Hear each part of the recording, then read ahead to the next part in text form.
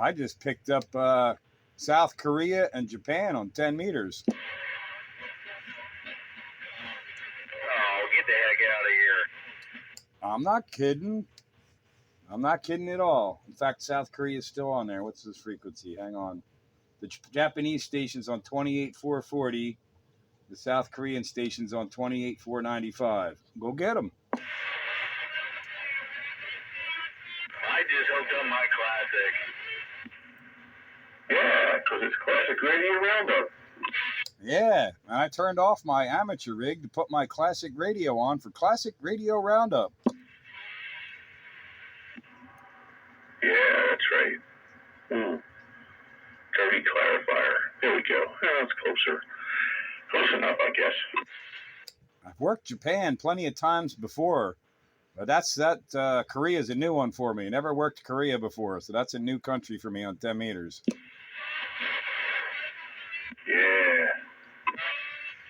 Yeah. Yeah, the solar storm has passed and old Seoul has got things rocking and rolling.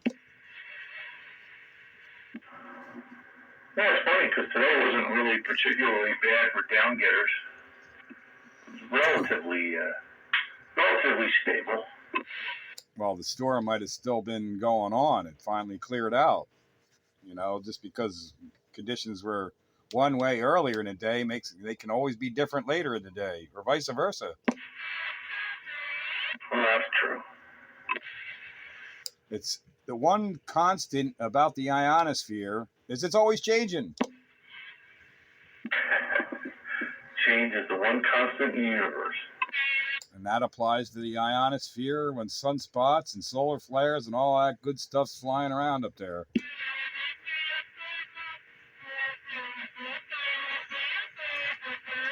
didn't hear anything that far. I was able to hear channel 6, 7, 8, 9, 10, 11, 12, 13, 14, 15, 16, 17, 18, and 19 at the same time today. Well, hey. Big old powerhouse heat stations. Whenever there's a big old mess on this band, I go look on 10 meters and see what's happening. That's a good rule of thumb too, because sometimes you just want to get away from all that noise and hash and trash. Well, I plugged this thing in. I was up there listening on a sideband, and I was pretty impressed. I was more impressed with this radio on sideband than AM. Yeah, when there's a big old mess on here and you can't make nothing out, go check out 10 meters and you can always make something out. And I got a new country in the logbook. Woohoo! South Korea.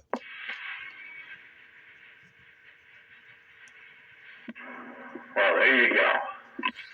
Well, when there's over 300 countries to be had, chances of getting a new one, they're there. Of course, there's some countries it's just never on the air. Yeah. Well, come on, don't be smart ass. There we go. Oh, Radio Cat up there visiting. Radio Cat, yeah, she's always here. Is that who you're telling not to be shy, or is it the other one? I'm talking to my meter. It was giving me agita here. I was trying to adjust it, and it was jumping all over the place. Oh, misinterpretation. No, the cat's never bad. The cat's always say hi. Gonna be shy to me? Yeah, she's gonna be shy to me.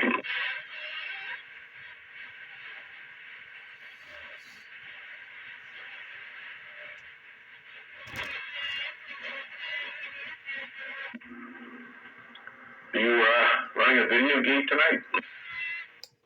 I am indeed running the video gate tonight. Oh, that's good. Yeah, everybody was upset because there wasn't one last week. But, life interferes. Well, had I been given the choice to do fun stuff or go to work, what do you think the choice would have been? I know you. You would have rather gone to work. Yeah, not. Yeah. Nobody wants to go to work versus fun stuff. Well, are people out there that like going to work because to them that's fun. Yeah, but that's the only fun they have in their life is going to work. They have no other hobbies or anything else going on, so they go to work. That's their entire existence, their social life, their fun, and everything, all wrapped up into one. But I'm not one of those people. I got multiple things going on. I got something more going on in my life than work. I enjoy my work, but I don't enjoy it more than radio. My work and profession, or my work and my hobbies and my free time all kind of coincide to it with each other. Except for radio. I don't make any money off radio.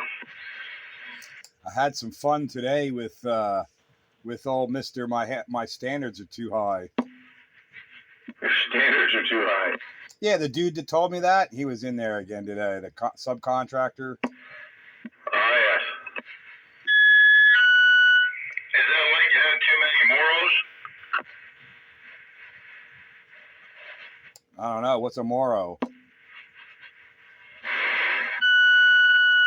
had too many morals. I was going to say a day after today. Morals. That's the mushrooms that people go hunting for.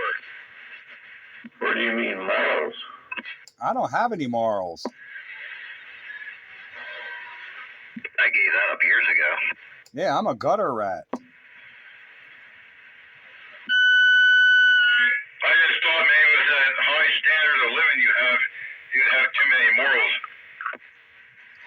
No, I just have high standards, not a high standard of living. I can't afford that. So refresh my memory. I remember this contractor and the standards. What was that in reference to? We wanted our boiler to operate correctly, and we're complaining about everything was wrong with it. And he said our standards were too high. Oh, okay, work. Okay, yeah. Now I know. He was back today, huh? And I was proving all the multiple things that were wrong with it. The major one still being moisture carryover in the steam. And he says, well, we're going to stay till we fix it. And I said, well, we have cots upstairs. That's funny. Because I know he wasn't going to fix it today. No. So I told him we had cots upstairs. You know, he didn't find it as funny as I did. No, I imagine he didn't. And the other funny thing is I'm winding up teaching them boiler theory, boiler operation, boiler construction, and water chemistry. I'm like, hold on a second. You should be paying me. Why are we paying you if I'm teaching you everything? Well, that's often the way it works. Yeah, I'm like, dude, you should be paying me. He goes, why is that? I said, because I'm teaching you everything. Yeah, well, he's throwing out all these questions. And I know it's coming from his higher ups because he doesn't know the question that he's asking. He doesn't understand it. Oh boy, he's an information regurgitator. Oh, it was so annoying. I spot them a mile away. Oh yeah, that was too funny. Like, well, can we get a boiler sample now, and then I could document what the chemistry is in it right now? I said, sure, let's go get a sample. I get a sample, I take it into the lab. And I start doing my tests. I'm dropping in chemicals. I'm mixing them up, getting my readings. He goes, wow, you really do know what you're doing. I said, yeah, I know what I'm doing here and everywhere else. He said, you don't have to follow a procedure to do those tests? I said, the procedure's in my head. Yeah, really, I mean, the procedure is there for two reasons. It's to document that you have a procedure so that anybody comes and questions and, you've got this procedure. And the second is to teach people who don't know how to do it. And then once they figure it out on their own, after following the procedure for a while, it'll commit to memory and you won't need the procedure anymore. Yeah, when I've been testing boiler water for 41 years now, longer than this kid's been alive. I pretty much know how to do it. Yeah. It's kind of like testing pool water, Yeah, once you've done it a few times, you don't need the directions no more. You just know how to do it. That's right. Oh, and then I was showing them, showing him my water chemistry logs for the boiler because he wanted to see them. So I showed him them. And I also showed him where our condensate return numbers coming back when that boiler was not on, we're in single-digit conductivity. When that boiler is on, we're in double-digit conductivity. Later on, he says, well, can we put on one of the other boilers so we can see what the return conductivity is? I said, why do I need to do that? You want to take a copy of my log? I showed you in the log what the result's going to be. So do we need to do that again, or we take my documentation's word for it? Oh, okay. I guess you don't have to do that. I guess I have to believe your documents. I was like, well, why else do I have a log? If it's not there to prove something, right there, my log proves what you want to try and do, and you're just going to waste my time. So just take my log's word for it. It's probably implying that maybe your log is fibbing a little. He can apply it all he wants. I'm not buying. Yeah. Now, Buddy Bob is here now. The other cat.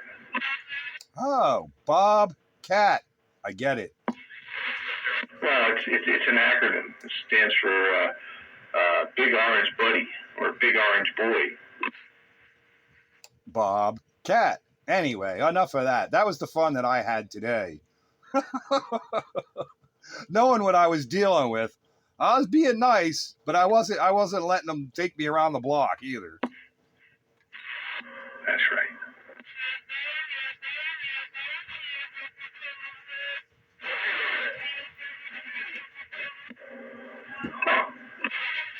Anyway, here we are on Classic Radio Roundup. Let's skip all the boiler nonsense. I had enough of that all day long. I want to play radio. Radio. Yeah, Classic Boiler Roundup here. Oh, I think I have a dirty pot. Yeah, how about that? So what are you running for a classic there, Greenie? I think the boiler top put him to sleep. Calling Green Dog. Tall, man. Yeah, we got lots going off on a tangent like that. It just tends to put people to sleep that, can't relate. Well, the topic came up, so I got to go with the topic that comes up. All right. I heard you hollering, man. I was busy hanging hogs. Well, we're getting around to what classic radios everybody's on. You said you want a classic, so what radio is it? Well, it's a classic to me. It's a Uniden Pro 810E. That must be new, because I have no idea what that is. Yeah, it's like early 80s. It's, besides the other one that nobody could hear me on, this is another one that nobody can hear me on. I hear you. And if it's from the early 80s, well, that certainly, in my mind, classifies as a classic. Yeah, if it's up to 83, you're good. Anything beyond that gets questionable. All right. Hey, I know. Just before 83. I can't see the tag on it sitting too far back. Yeah, I didn't think those Unidens were made that far back. I thought they were 90s vintage, but okay. Maybe they are. I don't know. The first Uniden I ever saw was probably 538 in my neighbor's truck. And I was born 82. That was probably around 86, 87. I was really young. But yeah, I don't know. And or maybe they were a little bit older, or maybe they were newer. I don't know. Well, you got to run what you brung, I guess. Well, that's the way I do it. Over here, like I said, the other older radio I had, it was a Royce 1-682. Somebody had given them to me. I think it might have been Cameraman. I'm not sure. I had two of them at one point. I don't know where the other one got to. Well, the Royce would certainly classify as a classic. Oh, yeah. It might have classified for the three-knobber, too. But it had a knob on the microphone. It was a volume mic. had a big red dial on the side of it, and it would turn your radio up louder. I got a J.C. Penney radio like that. It's got the volume control on the microphone, and it's in a bad spot. So when you're keying up the microphone, you unkey, you roll the volume, and Jay keeps changing the volume as you key up the microphone. It's kind of annoying, really. On this mic, it was the opposite side. So PTT would be on the left side of the mic in your hand, well, if you're left-handed, and the volume mic was on the right side. And the dial was just about as big as the push-to-talk switch. Yeah, I inadvertently keep rolling that volume knob when I'm keying up the microphone. It got kind of annoying. Yeah, that is annoying. I never found the utility of having volume on the mic to be that useful, really. Yeah, I'm lazy, but I'm not that lazy. Yeah. And now if they'd have put some kind of regular knob like on the back of it or the top of it or something like that, instead of this rolling knob on the opposite side of the push-to-talk, that would have been better if you're going to do that. But, you know, the way that it is it doesn't work out so well. Is it a mobile radio? Roger. That would make sense if the radio is mounted on like the other side of your dashboard and you're holding the microphone and you can turn it up and down. Yeah, I saw the functionality of it too, being used as a mobile radio, but I'm not going to throw that thing in my truck. It was one of those ideas they thought was cool, and then maybe at the time, ooh, look what I got. But then, you know, not many other radios wind up with it, so, you know, nobody really desired that function. One of them useless features. Right, it seemed cool and innovative at the time, and just didn't stand the test of time. My TRC 46 has the stock mic on that has a remote volume. Of course, I don't have the stock mic for it. It's at the top of the mic. Matter of fact, it looks just like the realistic power mic that they used to sell. The only difference is the volume control on the top, instead of adjusting the mic gain, it adjusts the volume of the radio. So I guess that's a little bit better. You don't bump that as often. Yeah, that would be a better location than the one on my J.C. Penney.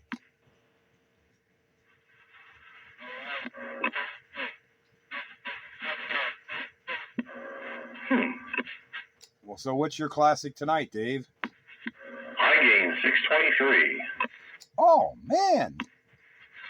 Yeah, it's starting to give me some problems, though. I jumped off frequency a couple of times. I don't know where it went, but it was still transmitting. It just wasn't here.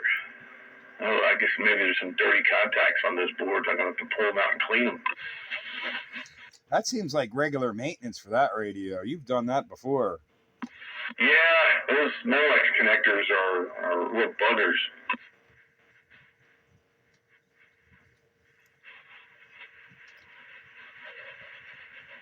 So do you like the sound of my classic?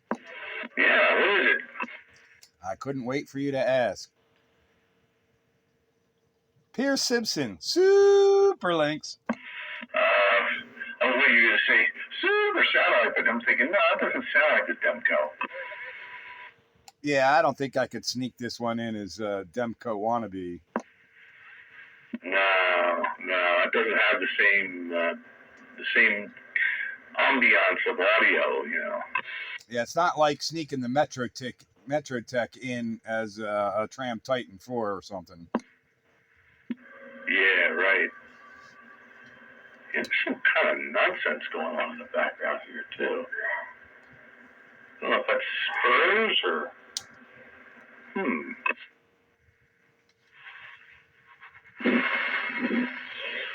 I have to turn the spectrum analyzer on. Well, at least the skipland noise is faded off some. Half an hour, 45 minutes ago. It was horrible. I can imagine. Thankfully, once the sun goes down for a little bit of time, it goes away. Yeah, it was like S9 Heterodyne with channel 15 and channel 11 splatter box piled on top of it all. Yeah. Bunch of down-getters. kills.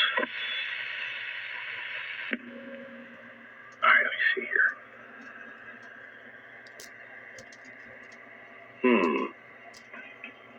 Yeah, I think we've got some spurs that jingle, jangle, jingle here.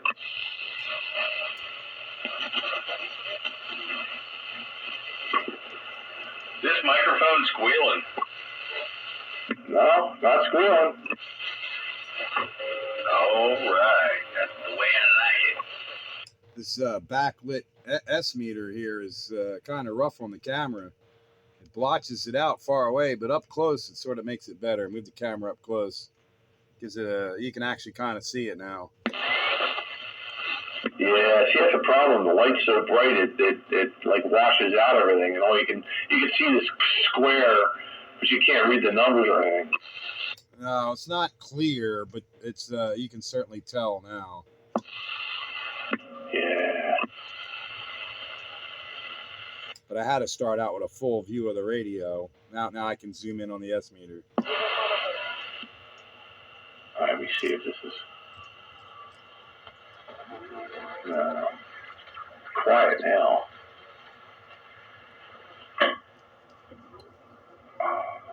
Yeah, I don't think the radio likes the amp. Oh man.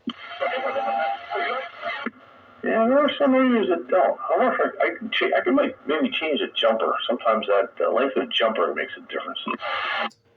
This radio likes the amp a lot. This radio is untouched stone stock, and it's got swing. I'm going to turn the spectrum analyzer on. I just want to see what it looks like.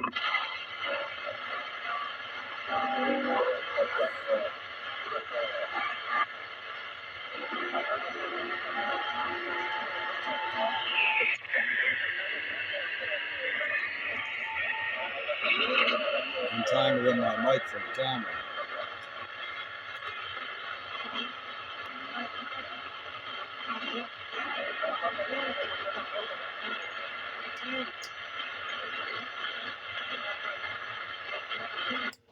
All right, so who else is out here on Classic Radio Roundup? Brigger.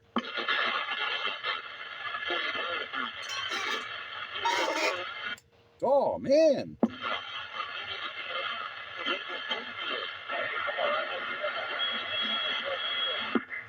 I'm here.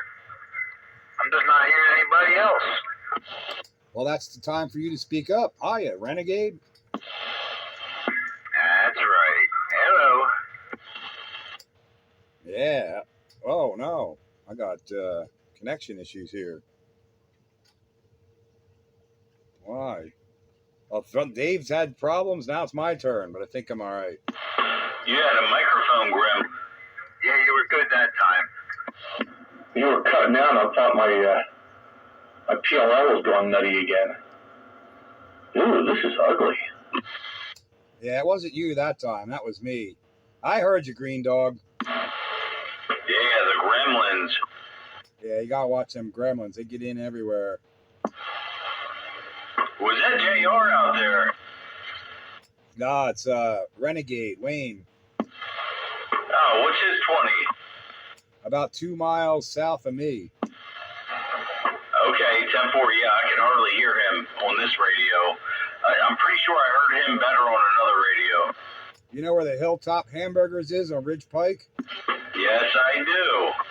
He could throw a rock from his front porch and hit the window. Get out. Has he been? I can't hear Green Dog, though. Come again, Green Dog?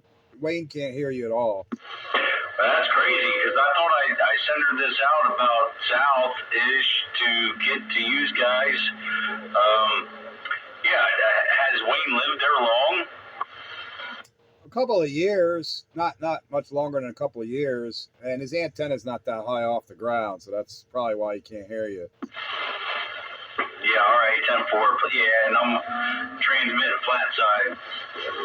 Oh, well, that's your problem. Like, flat side, sure, I can hear you because I got my antenna way up in the air, but yeah, them other guys that, yeah, if you were vertical, you'd be better off.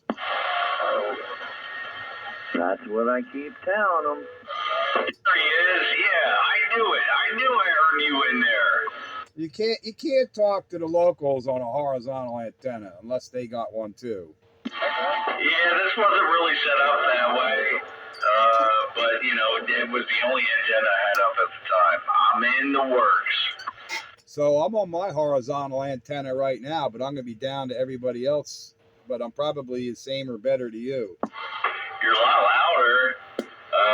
I'm working this old school radio. I don't know much about it. I picked it up. I don't know where. There's a heat sink on the back of it. There's not supposed to be one, but I did read that they should have one. Yeah, 10-4. I still got about a 5 on you. Yeah, it ought to be better now. I just swung the beam and peaked up your signal. I brought you up to an S4. Yeah, I still got a 5 on you. Yeah, you're good and strong now. You're like just under an S3 on my vertical, but I got you at almost an S5 on the beam. And my beam also is only like 20 feet off the ground. My vertical's almost 90 feet off the ground. So there's the difference there too. Right, and this beam, this beam here is only about 23 feet. But I'm reflecting off of the pole barn too. It's crazy. I don't know. It works good. Like I had it pointed good. I was giving JR last night. I went from a 7-pound to a 9-pound. Yeah, well, if my beam was up as high as my vertical is, I'd probably be giving you a whole lot better signal, but it ain't. It's height challenged, but still, I got a better signal on the horizontal with you, even being height challenged. Okay, 10-4. Before I tie it up too long, I want to let the band play on. But what kind of beam do you have? A Mosley TA33. Wait a minute. What do you mean? Wait a minute. That's one of them trapped antennas.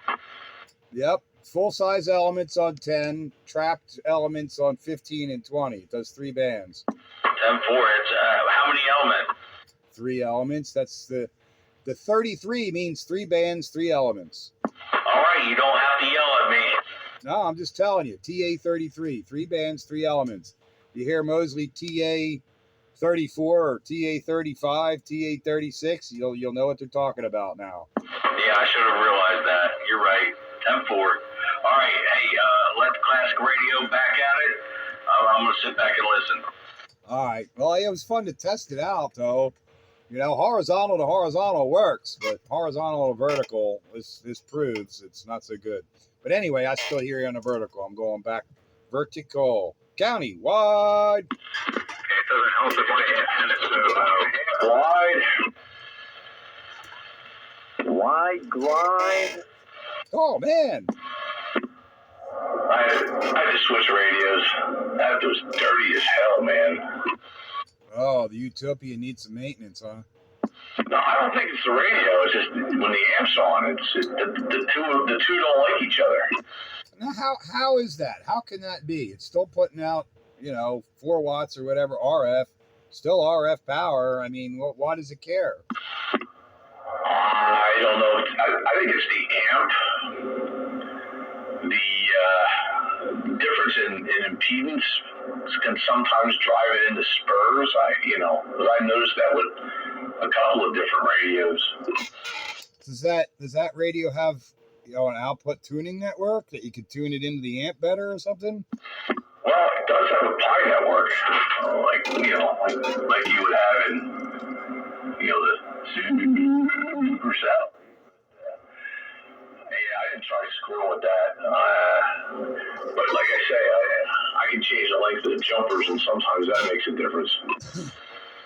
Yeah, I was just wondering if you tuned the output, into the amp instead of just the antenna, if that would make the difference. You could match the impedance. Impedance.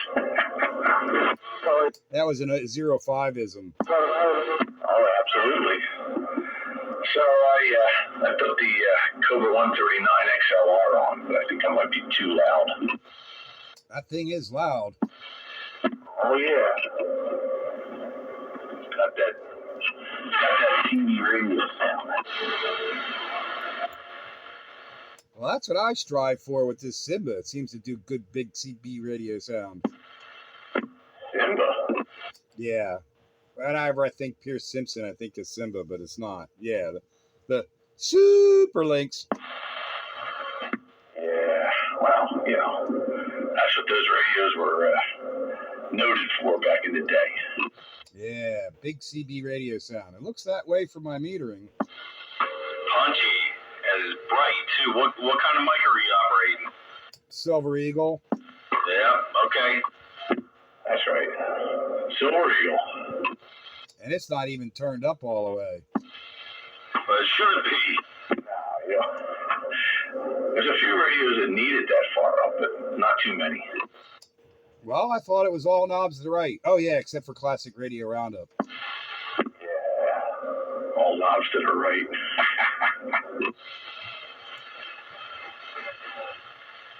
Anyway, this radio is a lot cleaner.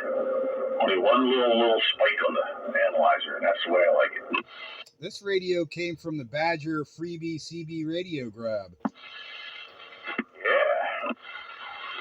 And I saw that, like, oh, I'll take that one. A good-looking radio. It's not a bad-looking radio. It's like the Simba's little brother, has AM only.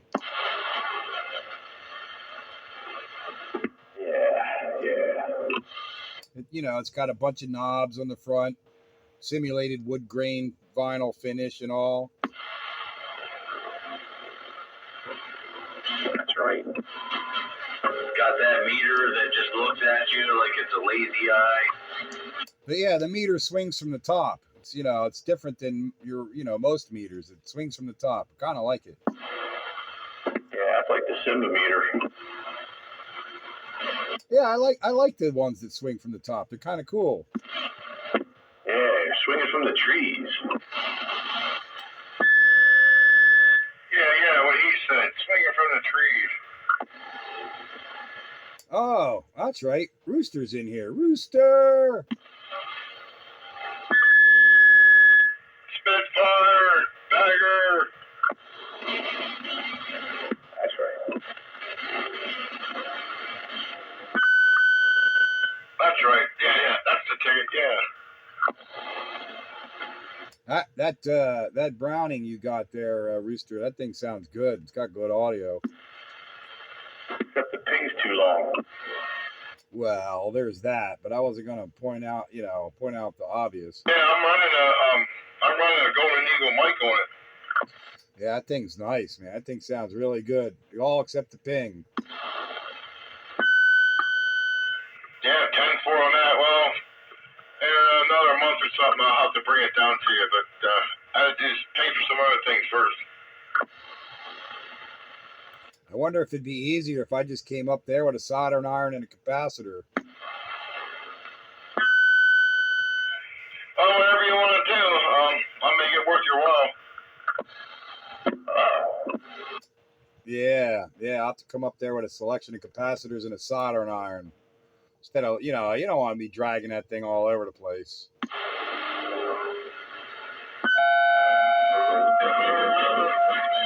one half of it is pretty heavy.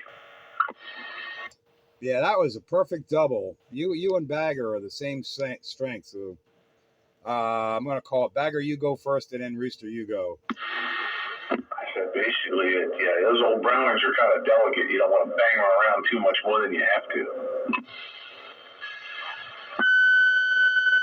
Yeah, 10-4 on that there. That's easy to do because I think that one half is pretty heavy. Yeah, that's why I think I'll do you a favor and just make a house call. Well, if I see you tomorrow, I'll text you my address. Yeah, all right. Well, I won't be able to get to it this coming week, but maybe the next week or two after. Yeah, 10-4 on that. Yeah, a couple weeks, that ain't bad. That's all right. What size do we need to put in there, Dave? 10 microfarad? 20. A 20. I got it. Write that down. And when you text me your number, Put in there 20 microfarads, so I remember. 20 microfarad is 450 volts. Yeah, Roger.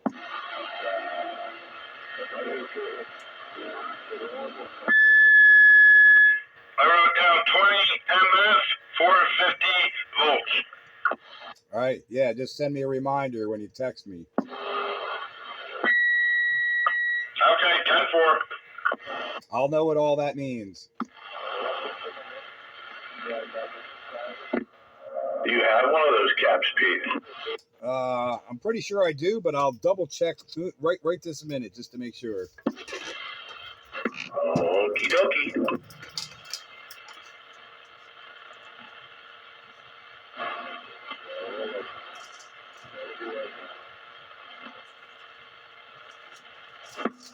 Now, where's that night train at? He should be pulling into the station soon.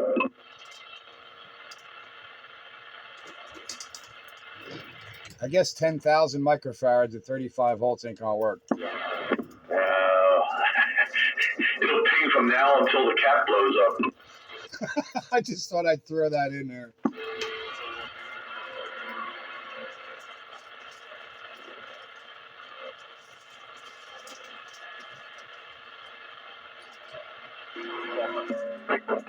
Radio check, please. Radio check, please. Well, looks like Radio Cat's out for the night. She's sleeping. There was a radio check in there, but he wasn't sounding so good, so maybe y'all didn't hear him. If he's in the mud somewhere, I probably didn't. Yeah, the radio check back again. It's not sounding so hard, you said? Well, I heard you in there. Come on, radio check. Where you at? Out of Macungie, PA. Where are you guys? Oh, I hear you up there around Macungie. We're all down around the Pottstown area. Dang, that's not bad. Am I still sounding kind of wonky? Not clear or just overmodulated? Well, it was neither one of those. You were kind of breaking up. It was like you were, I don't know, your audio was breaking up like bad, dirty push to talk or something like that. But you're fine now. I think I was pushing maybe a little too much power into this amp.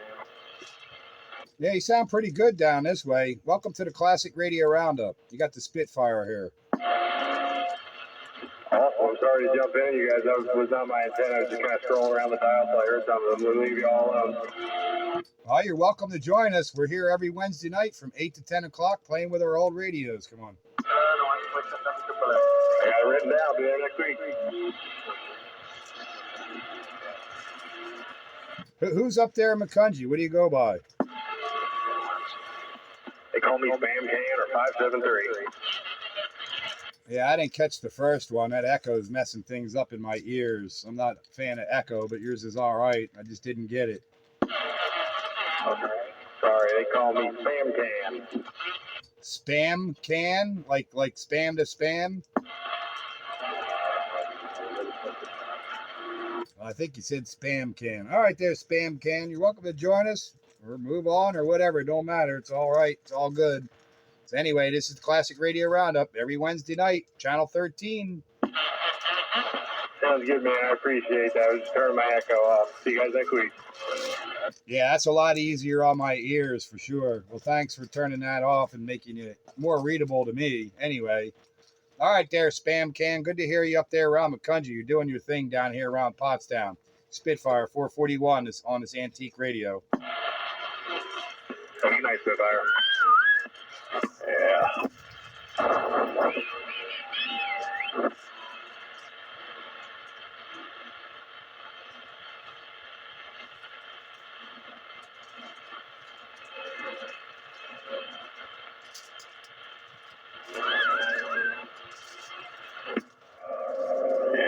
Where did Joker go? Was he in there? Don't think I heard Joker tonight. Yeah. It might have been Green Dog I heard, but I thought it was Joker, but I was on the other side of the room at that point. What does 155K equate to? 155K? Like a resistor? No, like on a capacitor.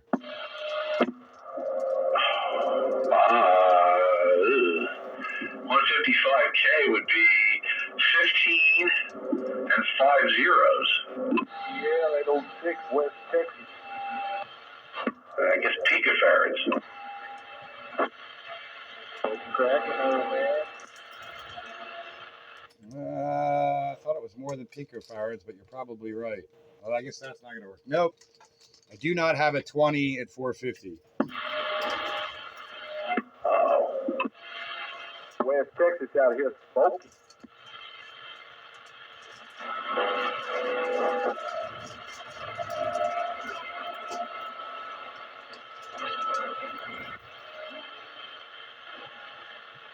And then we got West Texas. I don't know if they're trying to get us or not. Oh no. Skid must still be rolling. Where the heck's Sweaty Maria then?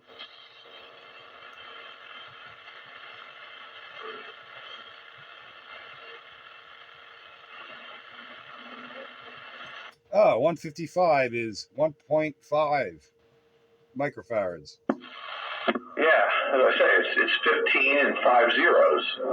So if you do the 1, 2, 3, 1, 2, 3, 1.5, yeah, okay, 1.5 microfarads. Not big enough. That's the biggest anything I got in that voltage range at the moment. That's odd that an electrolytic cap would be rated in that way. I don't think it's electrolytic. I think it's one of them polystyrenes or something.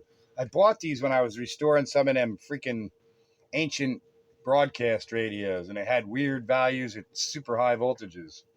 This thing's rated to 630. Yeah, I've got some of those. I use those with the Panasonic chassis with the firecracker caps. I've used them in place of electrolytics, and they seem to work. Yeah, they will, as long as, they're not high value, If you need like 20 microfarads, not going to cut it. No, and the physical size would be too big. They're pretty large. All that sucker sitting over there. Yeah, the 155 at 630 looks like an M80. Oh, wow. Oh, I can hear you, mud duck. The only problem is coming in about 5 pounds or 7 pounds of noise. Oh, I got another one of that type in a bigger value. 4.7 at 830 volts, but still not big enough of value. 4.7 would be no ping at all.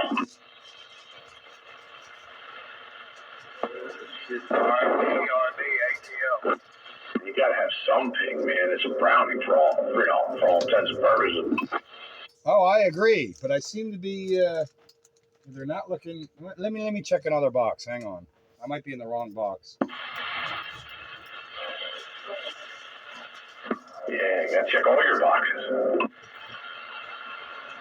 Oh, I check all the boxes, all right.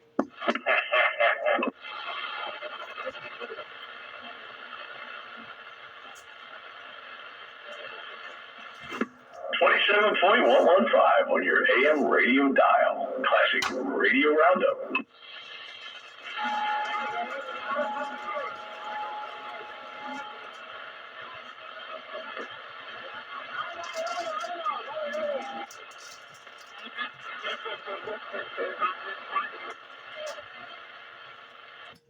$160 is not going to do it, right? I got a 22 at 160, but it's got to be 450 then. Yep. Yeah, because you're putting it on the screen grid and it's running high voltage on there.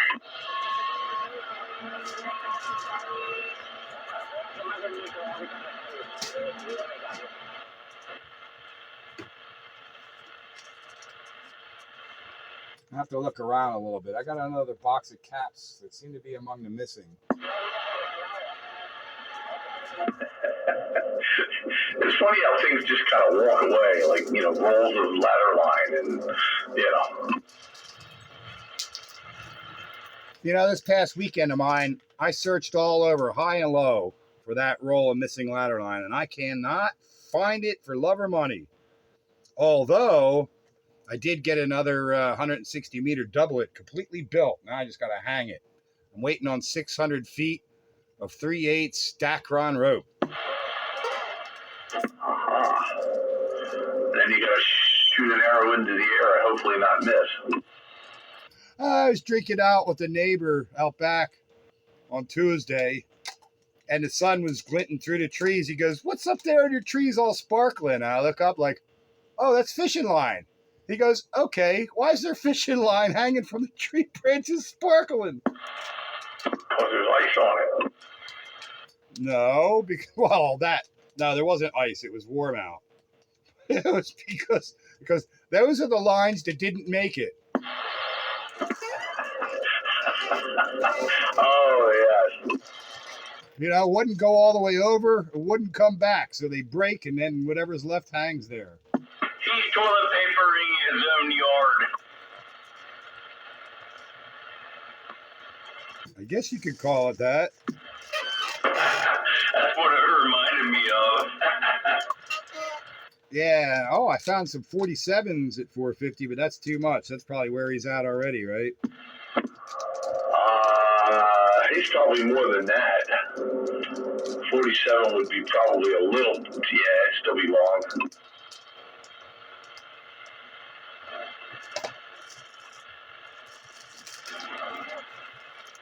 Yeah.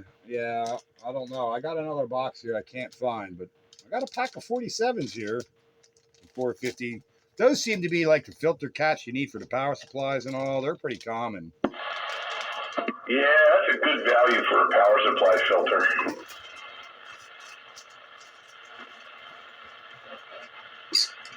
Put two of them in series and, you're good. It's good for the fire chicken. That's probably why I have so many of them.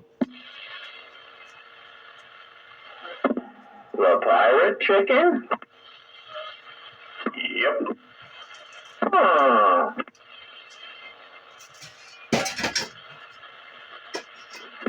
Yeah, sweet tooth lamp. Fire chicken, not pirate chicken. Fire chicken. That's Confucius shy. Yeah, fire chicken. Fire pirate chicken. Good evening, everyone. There's Gumby. Good evening, Mr. Gumby. I just turned the radio on a few minutes ago. Hello, Gumby. Well, looks like I'll have to order some 22s at 450. That's what I need, and I don't have any. My oldest radio tonight for a while is going to be the Ranger. Oh, no. Which Ranger is that? My 6900F. Ah, very good. I always wanted one of those radios. Well, I had the opportunity to get this, I guess maybe about 5-6 years ago, and it was a good price. That's when you grab them, when they're at a good price. Yeah, kick them to the curb when they're not. Hold my little tin can out there and start collecting. Please, sir, could you spare some change? That'd be me, wow. Always wanted the Chrome 69.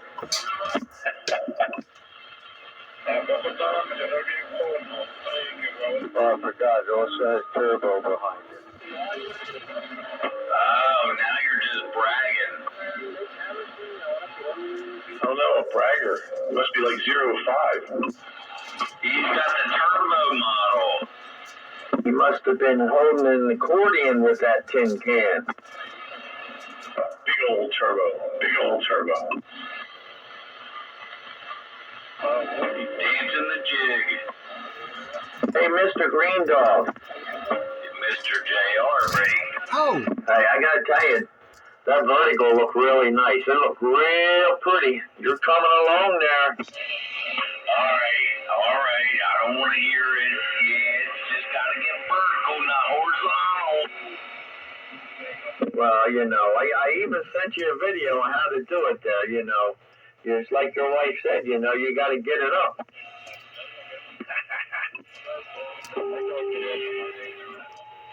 got all the elements to get it up. Get the 4th place award. Wait, what the what?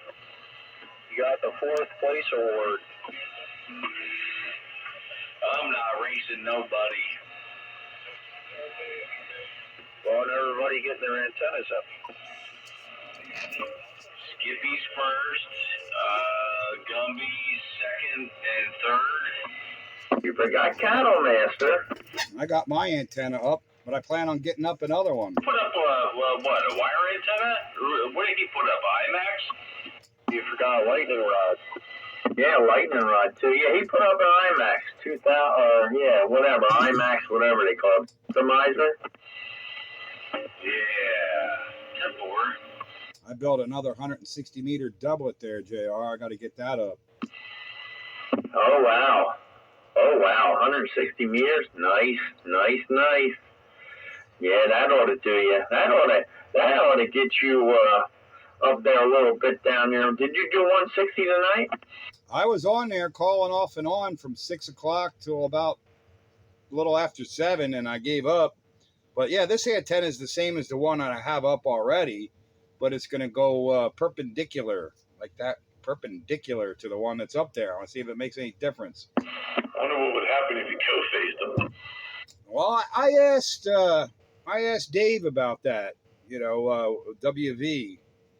Or VW, yeah, VW, and he said don't do that. He says it ain't gonna do what I want. Dipoles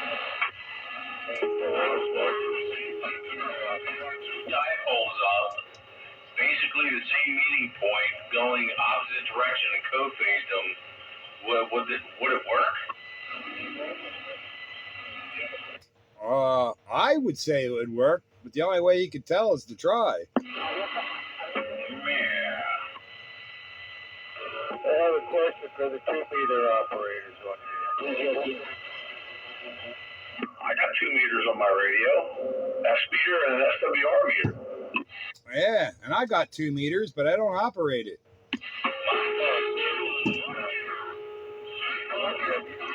Ever talk to Luke, that 11-year-old boy? I can't hear you, Gumby. There's too much noise. Yeah, that's why we should all be flat side. Yeah, that's not gonna work. Works for me. He's only flat side because he wants to think that everybody else is gonna go that way. It's not gonna happen. Well, I just do it now and again to exercise my right. Dang it. Yeah, well, there. How's that, JR? I'll exercise my right to go flat. Yes, you are flat. You're flat, I'm flat, Doggy's flat. We're just a bunch of pancakes. Yep. Now, if this thing was 85 feet in the air, I'd really be doing something. Yeah, don't be keyed on all of you now. Oh, I'll tell you what, 85 foot, that thing up 85 foot? Yeah. Yeah, that'd be an adventure. I got Japan in the log and South Korea in the log just before the roundup on 10 meters. I got St. Vincent's on the log, but it wasn't 10 meters. It was on 40, and I did that before I put the 706 away. So I wanted to make my contact before I threw it back in the bag. Well, there was so much noise going on this band, I thought, let me see what's going on 10. I dialed through 10, and there was Japan coming through. I gave him a call. He comes right back. Dialed through a little bit more to see what else I could hear. South Korea. Well, South Korea, I don't have in a log yet, so I had to work South Korea, and I stayed in there till I did. Nice hookup. Nice hookup. I was using that 3-element flat side, what I'm on right now. That's right. Yeah, Gumby. I got some point at 10-5 to those guys. Tell them I was just told the other night that Luke on the 2-meter radio, that 11-year-old boy is going for his extra license. He's studying for it now. I don't think they're going to have any idea who you're talking about, but I'll tell them. Yeah, okay. Gumby said there's a boy named Luke, 11 years old, and he's going for his general license now. So there you go. The young ones are coming up the alley. Thought he said extra. What was extra? Oh yeah, his extra. That's what it was. He passed it. He's going for his extra. I apologize. Well, that's all good for Luke, but I don't know who Luke is. Yeah, really. Does he have a girlfriend named Laura? No, if you ever hear it, I can't remember the first 3 notes. I think he's on 035. I hear him on there occasionally. He's always a few of the guys on there. Very intelligent young boy. Well, if he's not on the high frequency bands, I won't run into him. If he's on 2 meters and not the high frequency, I'll never run into him. I think I remember hearing that kid years ago when he was a little tyke and his dad got him on the radio and let them have free run of the radio pretty much. And yeah, I would hear him on 2 meters. Yep. I got no interest in 2 meter repeaters. Blah. They can be interesting to listen to sometimes. Yeah, and I just destinated. Hi. Yeah, hi, I just destinated. In your pants? I almost did that today. Thank goodness they cleaned out the porta-johns. Yeah, you don't want to have it destinated in your pants. That ain't good. No, that would ruin your day. That's why I say you always got to carry a pocket knife just in case you got to cut your underwear off. That old zipper jams up and leaves you in a pickle. I don't want to leave my pickle in that zipper, JR. In fact, I got this one pair of jeans. It's almost, I thought about this the other night. It's almost like trying to pull your pickle out of a piranha's mouth. That's if you get the ones with butts, you don't have to worry about getting the zipper stuck. The jamming the pickle in the zipper is bad, but then the unjam is even worse. And you gotta go like 100 miles. You gotta go. You just can't hold it no more, and you got yourself in a predicament. Yeah, pickle. You got your pickle in a pickle. Oh no. Then you better not go to the pickle park. Yeah, I heard about that place. In fact, number 7 told me about that place. Never back in to your spot in the pickle park because that's like signal. Good buddies, 1-6. Good buddies, 1-6. Don't get the pickle park the zipper. Gumby, if you're on that 6900, man, find your find the volume knob for your audio and crank it up a little bit. Yeah, his audio is low. I do believe I mentioned that to him. Actually, it seems like it I don't know, it varies. Sometimes it's okay, and then it kind of fades.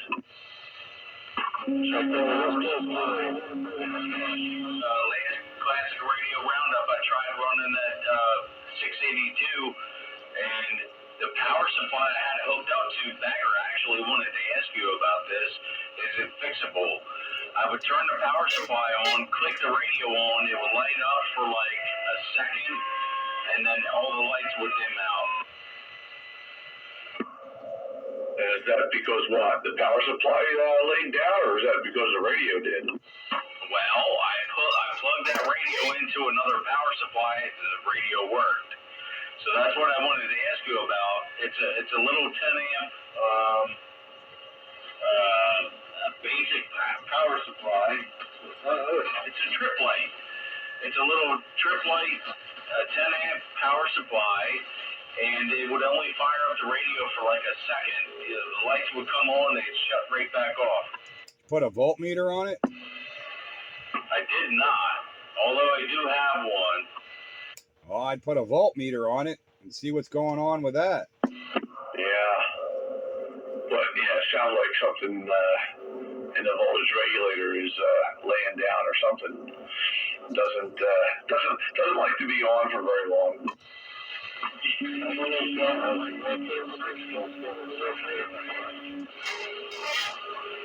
Sounds like you fried the transformer in it. Nah, I wouldn't say it's a transformer. It's probably one of the regulators. Yeah, that's where I'd go, regulator. Yeah, well, I bought this thing at a Hamfest years ago, and I never used it. Never tried it out until last week. I hooked it up, plugged it in, hooked the radio, hooked the load up to it, and as soon as I would turn the radio on, it would light up and then just bounce right out.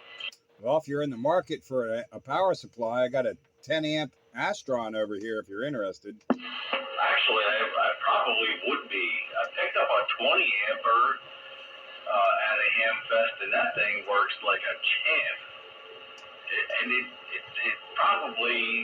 It probably handle a little bit more. I'd take a 10 amp Astron. Well, I got it here, surplus to my needs if you're interested.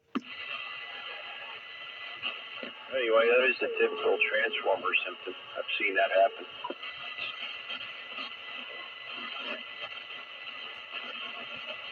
10-4, Skippy. I appreciate it. Yeah, that's also the same symptoms I got with that Motorola power supply, Dave. It'll light up the radio, but then as you modulate, everything goes dim. Yeah, you got a regulator laying down. I agree with Dave. Yeah, that's why we tried to figure out the regulator on that and didn't get anywhere, I think, because we couldn't find a schematic for it or something. I once had a power supply that was laying down, and it just couldn't supply the proper current. And I thought, well, it sounds like a regulator problem, but it turns out the rectifier diodes they weren't open and they weren't shorted, but they were just high resistance or something, and they just weren't.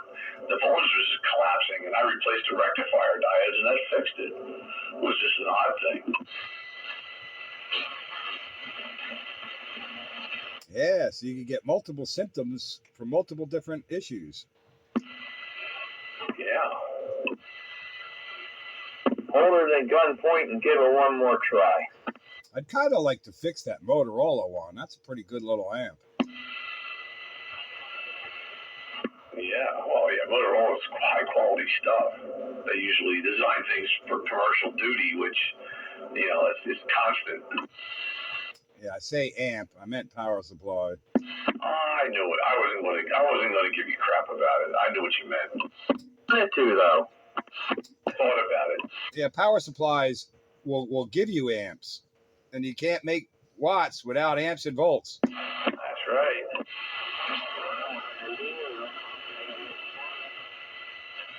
Does this help or does it sound distorted? That's better. It is distorted, but it's better. I can hear them now. Yes, that's pretty much what I was trying to say, I guess. Okay, I turned it down a hair. Hello, Joe. You got a copy? I hear that cattle master out there. Hello, cattle master. Yeah, I can barely hear you. A lot of static again tonight. A lot of static. I'm going to turn my preamp off. Yeah, well, there's a lot of skip in there. I'm getting bits and pieces of you, but that's about it. I turned my preamp off. I can hear you a lot better now. How you doing? Hanging in there. Can't complain, Cattle Master. Doing okay. How you doing? I can hear you pretty good when the skip's down there, Yeah, walkie-talkie. I talked to that guy out in the Netherlands. When you try to use the credit card, there's no credit card online to put all your information. You can talk to him directly through your cell phone. And he's got all the information you need. It probably going to cost you like $325 American dollars. There's a guy on, eBay. he has all the accessories he got with his phone, and he's asking like $4.99 with all the accessories, which you probably don't need. You could go on YouTube and put in I think the name of the phone is Albrecht brand 2929, and sold by the CB shop in the Netherlands, which was part of Holland or whatever. But I talked to him on the phone. They speak excellent English. Yeah. With the Ukraine, because of the war, and a lot of business with the USA. So it's like dealing with somebody local. He said, I can get products to the United States within 3 to 4 days. So I mean, we had a good talk, and he has everything on his website in stock. You just got to call him up for the price, because that price on the website is in what do they call it? Narrows? Is that what they go by in Europe? Narrows or something? Yeah. Yeah, I know, and I appreciate it and all that. I actually was checking out some videos on them real quick here. I don't want to tie up the channel too much, but I was listening to some videos, and I don't know, they're not very good quality there, and from what I'm saying, what I'm hearing, the FM's it's all distorted and sound like it was all frequency. The AM sounds like your nose is pinched, and sideband was all frequency too. So they got their issues. So I'm kind of backing off that idea, because it's just not a good quality piece. But anyway, Kyle Master, I'm going to let these guys get back to doing. They got their Radio Roundup Classic radio night there going on, so I don't want to hold them up there. But I'll catch up with you on it. I'll catch up with you later on with that, okay? With that, we'll say 73s, and thanks for the info. I appreciate it. Big Tim Phil here, man. I'm glad you found out about the radio before you bought it. Yeah, that's good that you found that information out. All right, talk to you later. All right, thanks, Cattle Master. Go ahead, guys. Well, Cattle Master's making it out here to the eastern side of Pottstown. No trouble at all. Top of the evening there, Cattle Master. Spitfire saying hello.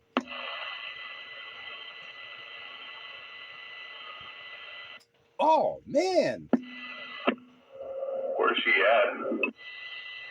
He is down there. Oh, God. Skippy, he would hate me when I tell you this. He's down there. The last I heard, he was down there around Glenmore. Down in that area. Oh, okay, because I heard him pretty good. Yeah, I heard him real well out this way. I knew he wasn't close, but I heard him pretty good in the clear the whole time. But man, he got quick on that channel selector or the off switch, one or the other. Yeah, but he may not be able to hear you, Pete, because he has a high noise level down there. He's got a lot of problems with noise, so he may not be able to hear you. Hey, Cattle Master, you hear these guys up here? Telling you, he turned it off. If he heard you on your flat side, I'm sure he heard me. I'm not on my flat side. Yeah, he probably went to 17. I went back to vertical a while back, but yeah, he's like a switch. Yeah, he was awful quick on the switch. I'm pretty sure he could hear me as well, the way I was hearing him. I'm sure he's not running what I'm running. Hey, Spitfire. Countywide. Spitfire. Countywide. Hey, this is a little better for you. Yeah, I can hear you now. Can you hear me now? Okay, I turned the mic game back a little bit, cranked the mic up. Can you hear me now? Pretty decent. Yep, I can hear you now. As long as the skip's not taking you out, I hear you. Okay, adjust it there. So it should be okay. Oh, I'm glad you can hear me now. I just stopped in here to say hello a little bit and just chew the fat for a few minutes. So I'm going to sign off and get ready for bed. So we'll catch you next Wednesday night or maybe Sunday night on Sideband. All right there, Gumby. Well, you got it working tonight just in time for you to sign off and go to bed. Well, yeah, it took me a while to find the power mic. Get to working to say goodnight. And for Gumby. Oh, there's that imitation beeper, sidewinder, god-darn horizontal vertical antenna. And there was somebody else in there saying I can hear him now, which I could hear him too. That's my fake Browning. And I did hear him too, Pete. I don't know who it was, but I heard him. Hey, Green Dog, you still got one of them beeper boards I built?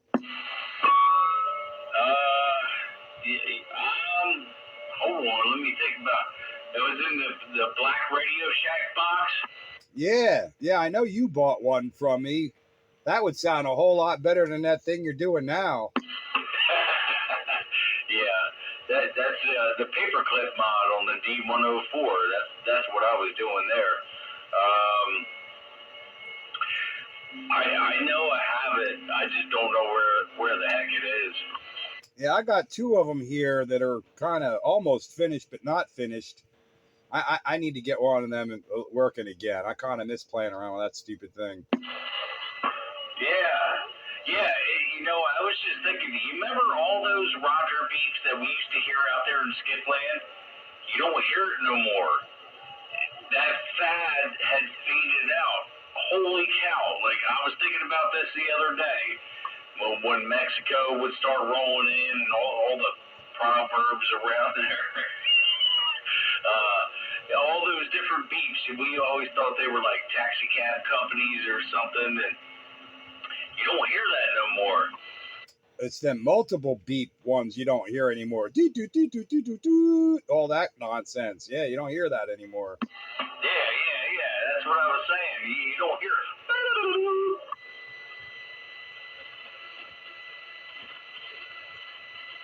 I think it's more fun to announce you coming in, going beep when you're coming in. Don't need nothing to sign out with. That's why I like this little paperclip mod, man. It didn't cost nothing. You just ring it up to your D104, you bend it up just right to make it fling. That's all you gotta do. Well, as long as you're doing something.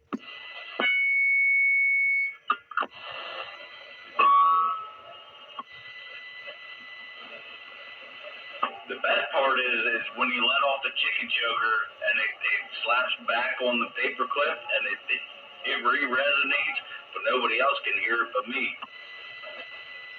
Oh, so you're over there playing with yourself. That was a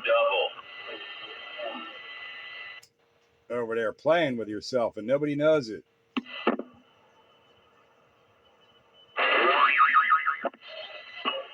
That's right. I'm having fun with me, myself, and I.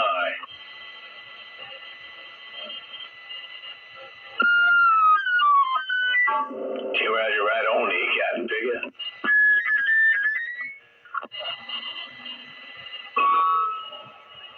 Ping. What the heck was that? Something died. That's my ping, man. That's my fake Browning. Yeah, I used to take one of a screwdriver and bang the back of the D104 head. Oh, this one doesn't do it. It used to go boom. No, I just got done telling you. I just told Pete. It's the paperclip mod for your D104. You fasten up the paperclip. You put it down there on the bottom screw next to the chicken choker, and you fasten up the paperclip. Put a hook in there on the end. You clip it right to the chicken choker, and when you press it in, it flings off. Aha. Yeah, this old paperclip, man.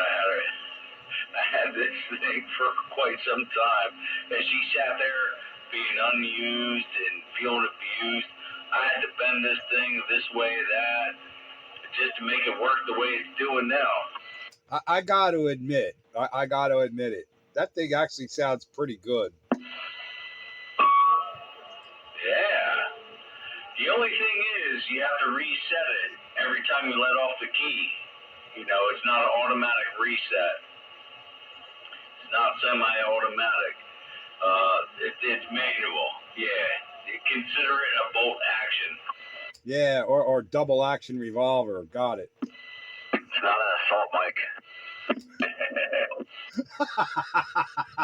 Ah, that's even better. It's not an assault mic. Not annoying like the regular brownie. Nor annoying. Right. It's low key, but you hear it. Yeah, there's some radios that used to have relays that would actually go ding when you keyed them. It kind of sounded neat. Low key, literally. Low key. Man, I haven't heard that guy for years. Yeah, I've been wondering about that guy. He's not dead, so we can keep talking about him. I don't know if he's not dead. Does anybody know? Well, hold on. Who said that if they're dead we can't talk about? Oh, wait a minute. Oh yeah, never mind. Not gonna say the name. I'm not gonna say the name, but you figured it out. Yeah, I knew as soon as you said it. That's why. He's dead. He's gonna stay dead. So quit talking about him. He's not coming back. He's dead. Oh man. Some CB lexicon just never goes away. No. It requires, continual or periodic lampooning. Exactly. Yeah, well, we're keeping the legacy alive. Kind of like attenders. You're right. Got to keep the legacy alive. Keep the legacy alive, just like an attender. No, honestly, we really shouldn't.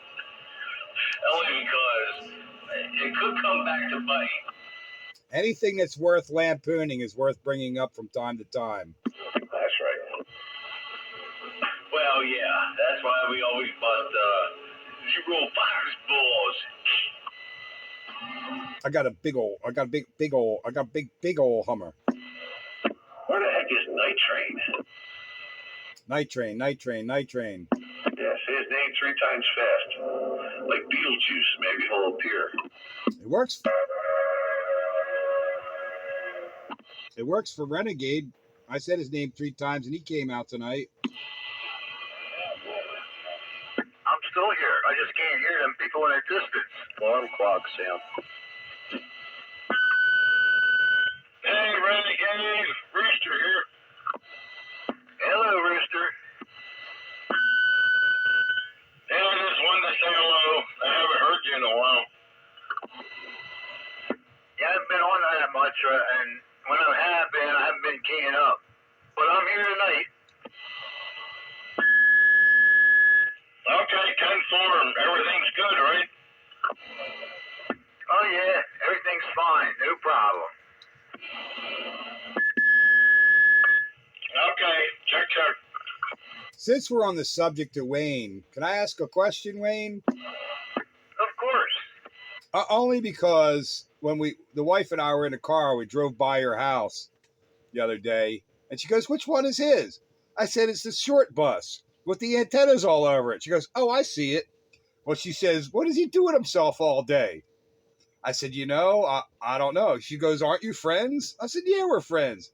So how come you don't know what he does with himself all day? I'm like, I don't ask. I don't know what he does with himself all day. So you got to give me something to tell her what you do with yourself all day now that you're retired, so I can tell her that we're friends. Oh, well, I'm on the computer all day, and I listen to Newsmax on the TV, and I switch around TV stations and stuff, so I do nothing. That's my job now.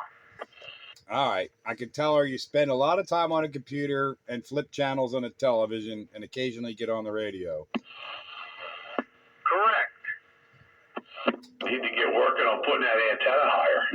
I wasn't far off on my guess, but all right. Since now I can prove that we're friends. I know what you do with yourself all day. Like I said, most of the day I spend on the computer, playing around on the computer. You know, I'm a a retired computer guy, so I got to be on a computer all the time. But yeah, I got the TV going and the radio's going, so I'm around. Yeah, I didn't figure you were out jogging or anything, you know. But I figured you kept yourself entertained for sure. Oh, and her brother, my brother-in-law, or one brother, he drives a box truck for Iron Mountain. I said, well, Wayne worked for Iron Mountain, but he didn't drive a box truck. No, I didn't. Although, where's he out of? I don't really know. All I know is what she tells me. I don't talk to him at all. And she doesn't hardly talk to him either, for that matter. We know more about you than we do him. Okay. Because I know a lot of the guys that were down in Philly, but I haven't been around there for 4 years since I got laid off. So I don't see many Iron Mountain people anymore. Don't they have I don't know, a place like an Audubon or something like that? Almost King of Prussia, maybe? Yeah. They have 800 locations throughout the United States. Yeah. I want to say that he drives his truck out of Audubon, but I'm not certain. That's sort of in the recesses of my mind, but that doesn't necessarily mean anything. But yeah, it just came up that you were retired from Iron Mountain, and she goes, "Oh well, Billy drives a box truck for Iron Mountain." I said, "Well, Wayne worked for him, but he didn't drive a box truck. I know that. He was a computer guy." My title was an integration engineer, and what I used to do is when they bought a new building, I would go there and see what equipment they needed to bring them up to Iron Mountain standards, and then I would order all the equipment, bring a contractor in to do the cabling, and then I'd install the switches and the router and all the equipment and make sure everything worked for the go live day. Yeah, I wasn't far off in what I told her you did. I just didn't have the integration engineer title. But yeah. But now, yeah, I said he's probably just enjoying his retirement. I am across Swamp Pike the other day.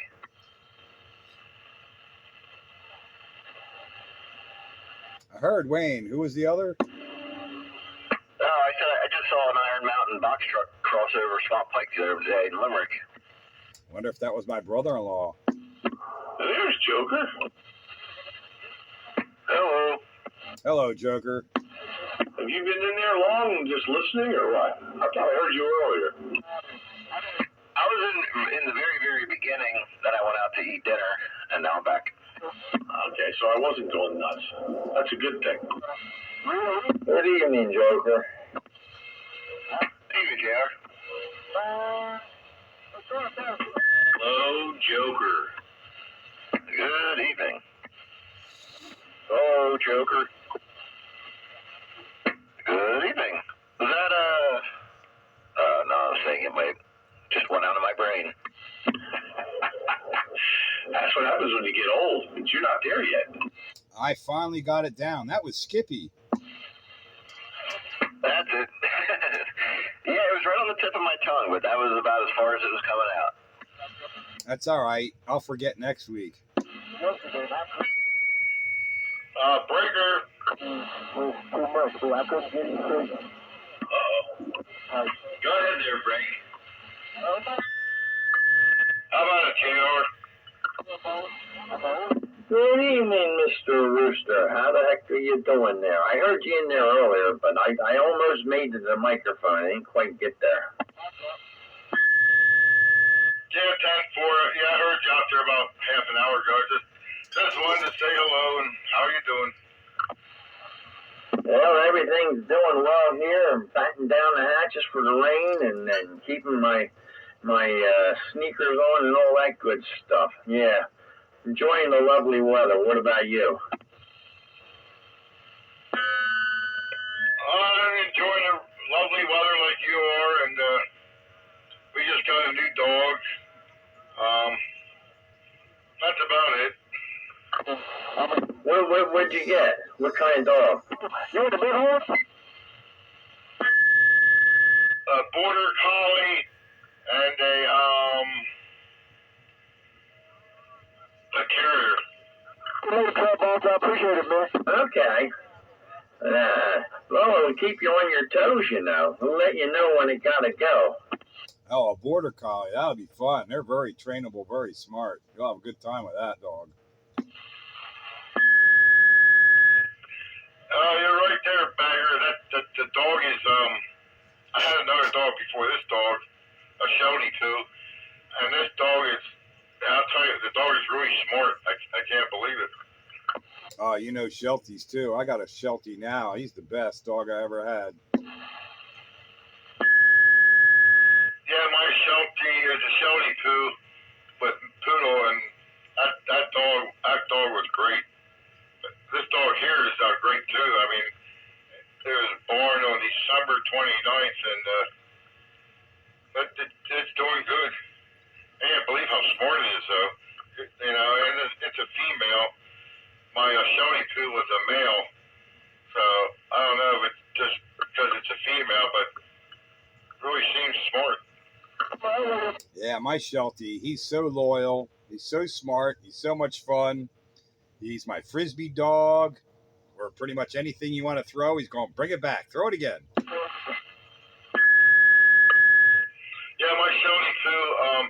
It was a great hike. We would go hiking on Appalachian trails and some trails, and the dog, he would go about 50 yards or 100 yards in front of me. If somebody else was coming, he would come right back to me, or he would stop and let the people pet him until we got to him. The dog was really, really good. Yeah, I go walking out in the woods around my house with my Sheltie, and he won't never go more than 12 or 15 yards away from me. He'll just satellite me wherever I'm at. He'll never go very far away. Yeah, right. Well, the dog would probably go about, maybe five or six car lengths away, but something like that. And he would never go any further than that, or he would always come back to us. He was really good. And I didn't train him to do that. He did that on his own. They're loyal. They're just loyal dogs. They love their owners. They want to please, and they just want to play and they want to please. Super loyal, super smart. This dog we have now, it's like she looks at you. She looks at you like, what do you want me to do? Yep, you got to give them a job. Even if it's a simple one, like go find it. Go find it. Go find your toy. Go find the treat. Well, it sits, it goes down, and she'll shake your hand. I go out back with my Sheltie. The first thing he does, if he thinks I'm, out to play or whatever, he goes on the search pattern until he finds his frisbee in the yard, or mostly he knows where he left it. But if it's not where he remembered that he left it, he goes on the search pattern until he finds it. Then he brings you the frisbee, and then off he goes because you're going to throw the frisbee and he's going to catch it and he's going to bring it back.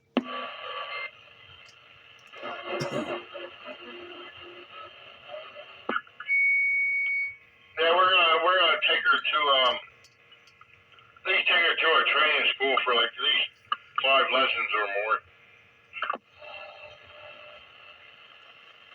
I have to ask the wife.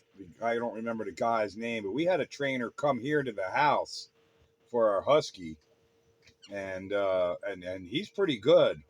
Jim, his name is Jim, but he's got a website. If you're interested, he'll come to your house and train your dog. Yeah,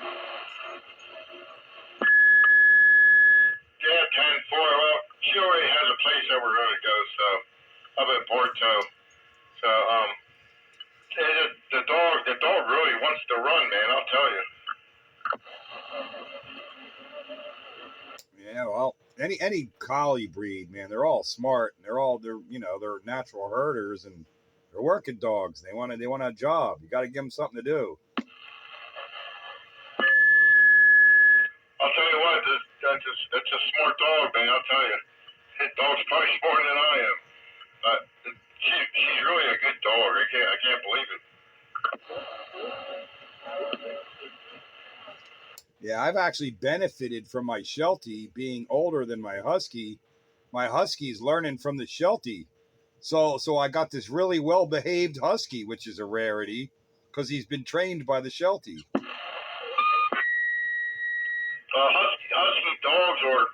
Husky dogs are very hard to train, man.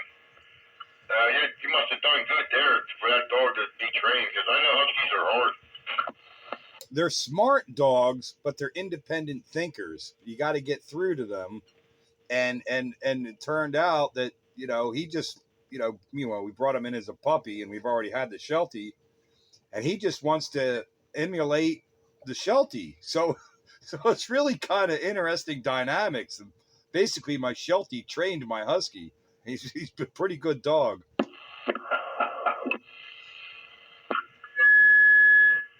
now that thing goes quick now. Yeah, well, maybe that was a plus for your Husky, Because I know Huskies are hard, though, but maybe that helped your Husky out a lot, maybe. And it's interesting dynamics because the Husky is like basically 80 pounds, twice the size of the Sheltie, who's 40 pounds. But he knows the Sheltie's in charge. Classic canine roundup. I know dogs are always looking for a leader. They want to be told what to do, I guess. And I guess the Husky is looking to that Sheltie of the Sheltie telling the Husky what to do,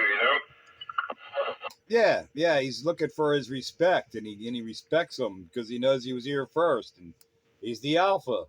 So yeah, it's pretty cool. But yeah, I mean, we had a trainer here for for several weeks, his first year, to get him the basics and whatnot, and we work with him. The wife is pretty good with working with him, but I think the most of the training held because he emulates the Sheltie. He does what the Sheltie does. He's really pretty good that way. About the best Husky I've ever had, and I've had several. How long did you wait until you got a trainer for your dog? I think he was 4 or 5 months old. From 4 or 5 months to the first year, he was getting the trainer once a week. Okay, 10-4. So I probably have about maybe another 6 weeks until like end of April into May. She'll be 4 months old. That's the time to start. Yeah, that's about the time we'll have time to do it because I gotta get the garden going and I gotta get that done in the next couple of weeks and then I can get the dog taken care of. Breaker. Go ahead, break. Well, good evening out there, gentlemen. Train sign on Classic Radio Roundup. There. Yeah, I knew the Beetlejuice chant would work. Yeah, we had to do it 3 times. There he is. I didn't know y'all did it. I guess duty was calling. Yeah, you want to know until they did it. Then poof, there you are. Just like Beetle Train. Yep, Beetle Train got called 3 times. Oh, wow, yeah. Yeah, so how's everybody? Here, Green Dog in here. Green Dog, I got a 10-5 for you from number 7. 10-4? Yeah, man, pass it on. Well, he just told me to shout out to the boys, when I passed your 5 along. 10-4? Yeah, I need his number again because when I did get it, man, I tried calling him and I had no answer, and that was months ago. I don't have his number that I know of, but I'll communicate with him on Facebook because, he's isolated and everything. So I befriended him on Facebook. So I don't have a phone number that I know of on him. 10-4? Yeah, 10-4. And unfortunately, I don't do Facebook. So, yeah, I know a lot of people do, but I never have, and I never will. I don't blame you, to be honest with you. I really don't, because a lot of personal information is collected. 10-4. Yeah, and it's that way, unfortunately, with all those platforms. But anyway, 10-4, that's neither here nor there. Horizontal antenna. But if you could do me the favor and roll that nickel right on back to Mr. Number 7, man. I miss having him around. It sucks that he's not around because we could all use his shenanigans. Tim Roger. All right, so yeah, don't let me tie it up. I was just sitting here for a couple minutes while listening to Rooster and Countywide talk about their canines. You know, I don't know what a Sheltie looked like, and I don't know how to spell it. Otherwise, I would have looked it up just to see what the dog looked like. Hi, Night Train. I'm listening tonight, too. Hey, Wayne, what's going on, man? I just wanted to make sure you knew I was here listening. Yeah, that's the only way I would be able to tell, man. I don't feel no vibe when you're listening in. 10-4. Yeah, when you're listening, you don't know. Yeah. Nobody knows you're sandbagging. Mark Zuckerberg stole all my information. He looked at it and went, man, this dude really likes cats.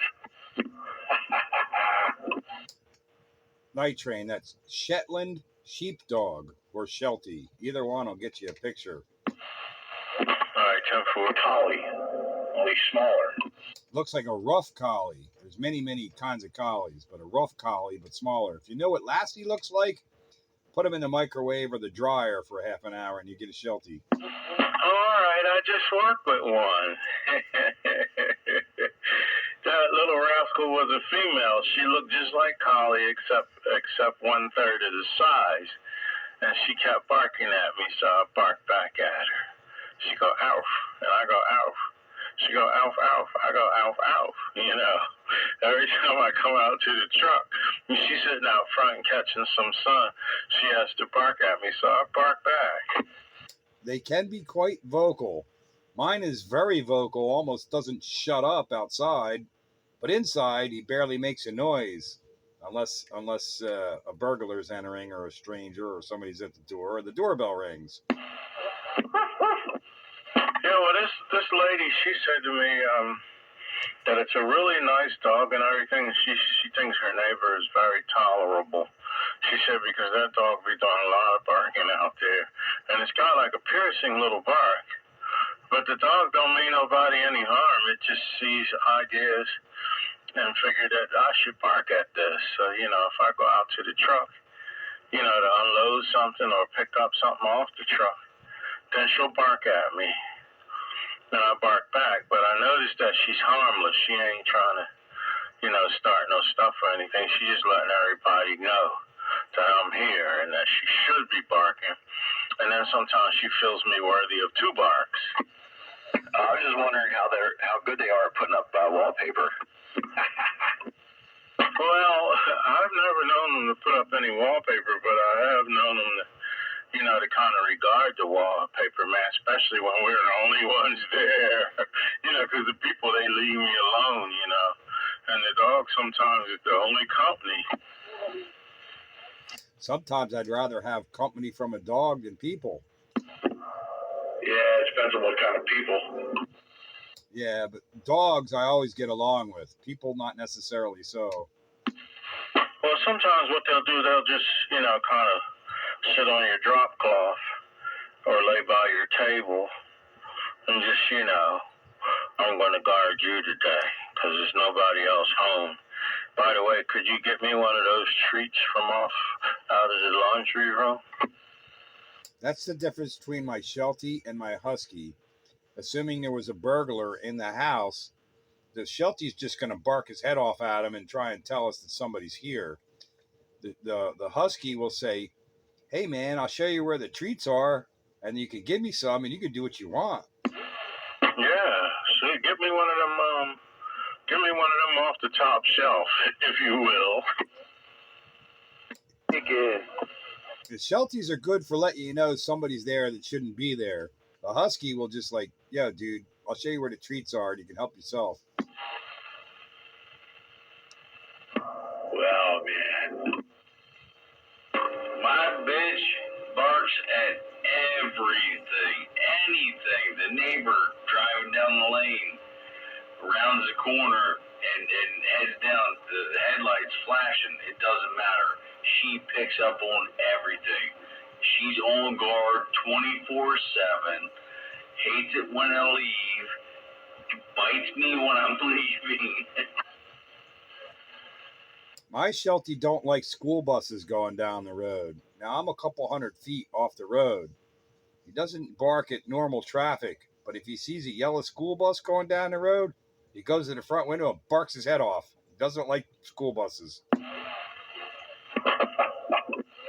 Well, them school buses have a tendency to tie you up when you're on your way to work. They stop and pick up them children. That's worthy of a bark.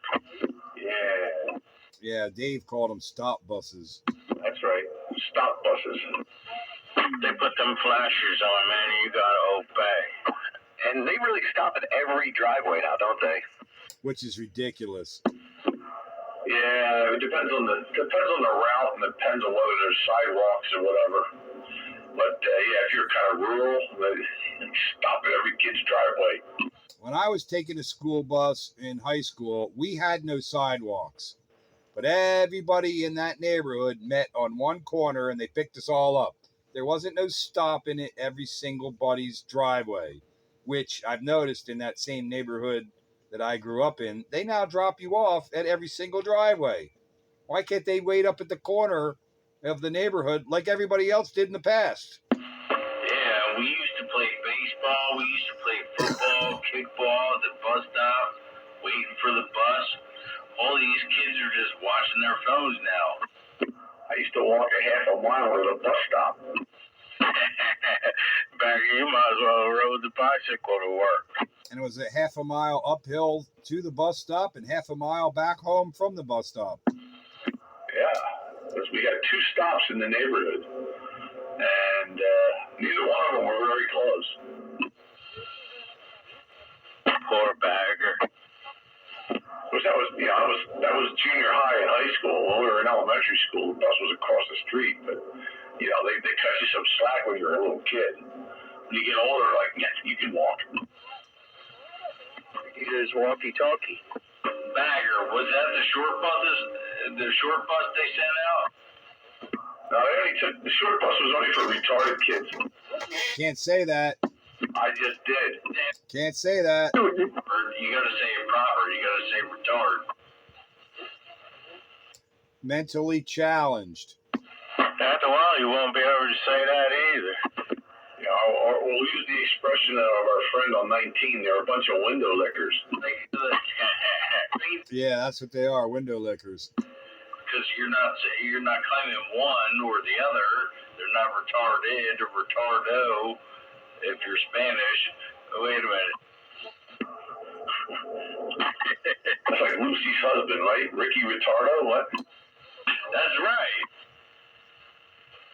Classic Radio Roundup. One of these days, someone send it to the Kapow. Is that you in there, Skippy?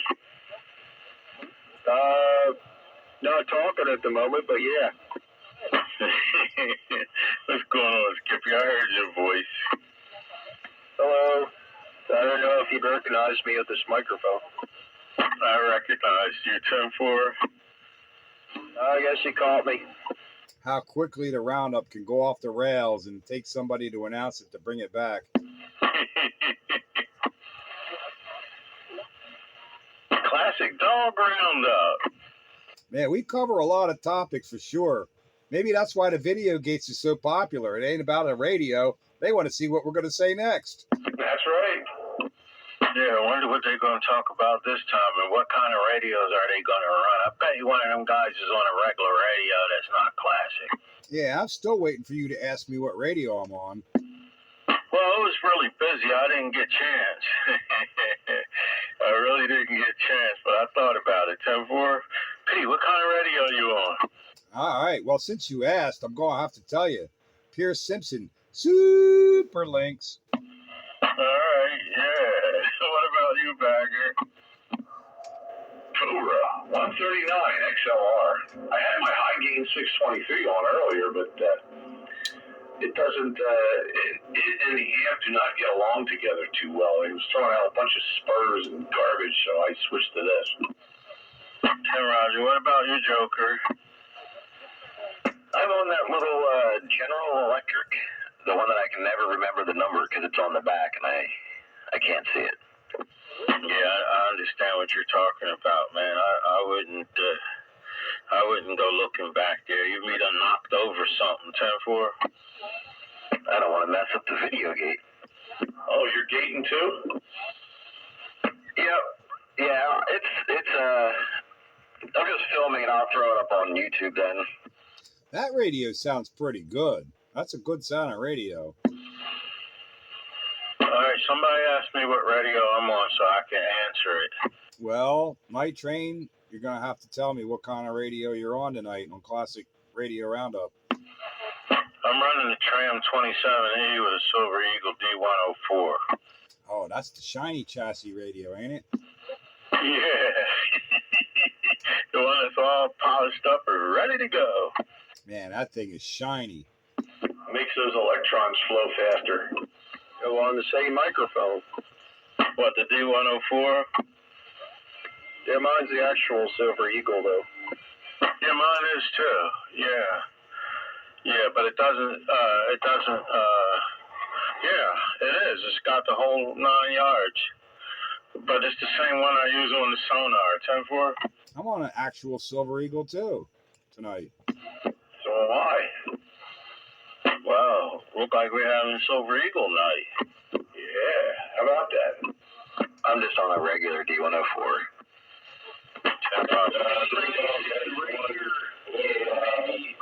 Penciled in the back of his D104 a Silver Eagle logo. Green Dog, he's talking about you penciling in a little eagle on the back of yours. Yeah, well, you know, if I wanted to fit in, I might try that, but I got a TUP9 stand, and, you know, I'm pretty much right there. Yeah, you can use your imagination and jump the rest of it, 10-4. Yeah, I'll just pretend it's super shiny and all chrome, and you got all them sticky fingers on it. Yeah. Did you forget to reset your Browning, Ping? Oh, hold on a minute. So, Hang on, Night Train hasn't heard it yet. I did. Y'all were talking about the Shelties, right? Oh, you heard his spring ping? Go ahead, do it. Do it, Green Dog. yeah, there's my fake Browning. You know, I'll be honest with you, I thought it was Rooster with his Mark IV. That doesn't sound too bad, does it? No, it actually sounds pretty good. If I was 15, I'd be jealous. I'd be doing it. I'd be doing it if I was 15 for sure. I think even Coleslaw might have been fooled with that one, Bagger. All you gotta do is find yourself a paper clip and then loosen up the screw. You can use a TUP9 stand, you can use a TUG8. It doesn't matter, because where it hooks up is where it's all about.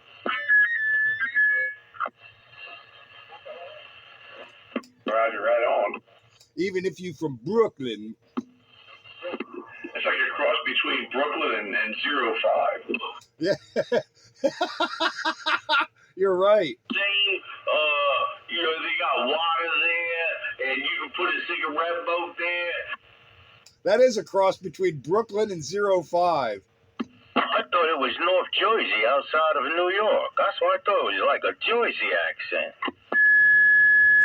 Insane in the membrane. They were in there in ground waves this morning. That you, Rooster? 10-4 there, Night Train. Now, see, that there is a real Browning right there. I digress. I'd rather hear Green Dogs. Yeah, it's not extended. I thought you was going to have that thing clip. I thought you was going to have it snipped. Ouch. Spitfire. Yeah, I got to come up with some 22 microfarad caps for them, and then I'll go take care of them. It's going to be a couple of weeks yet. Oh no, the Golden Eagle circumcision. Yeah, that's what that would be. Make sure it's a 450 volter. 10-4, Roger. Yep, 20 microfarads, 450 wonderful volts. Yeah. But you can't get 20s anymore. You got to get 22s. 22 will be fine. Yeah, you can't get 20s. You can only get 22s. Yeah, you'll never know the difference. No, 2 little microfarads. 2 little microfarads running around inside of the radio, loose. How about if we take that 7 farad cap out of my subwoofer in my car? This thing would ping for like an hour.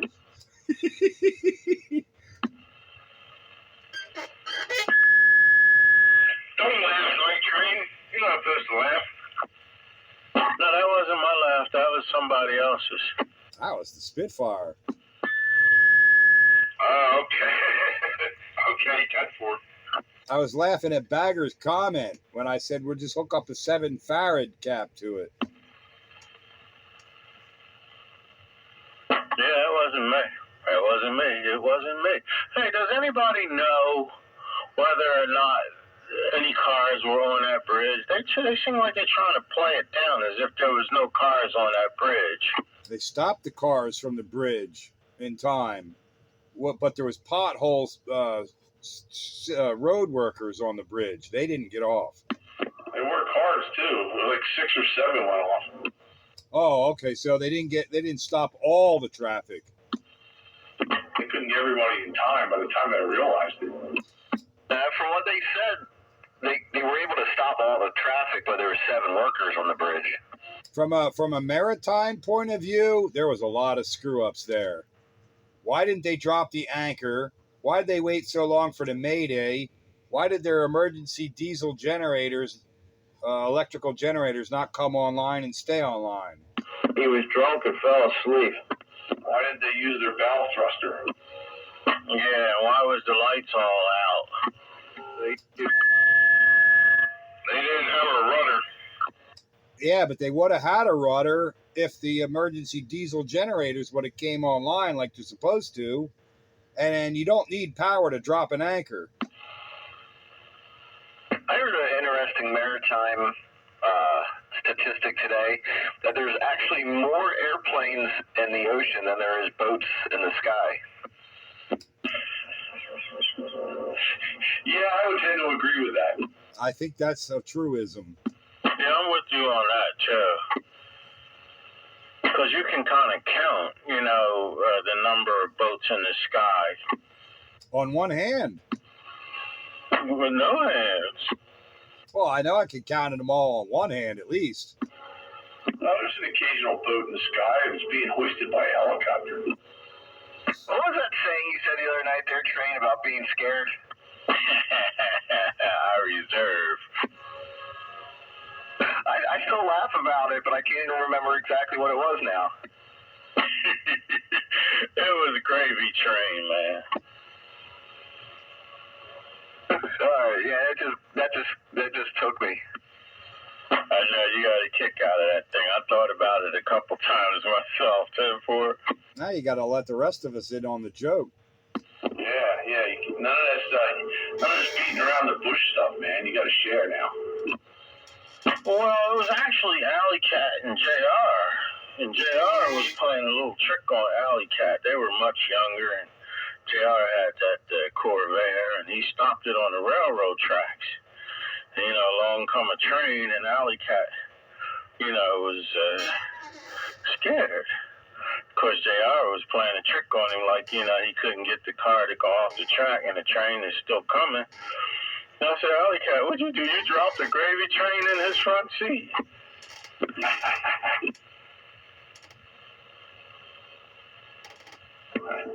Depends. He wished.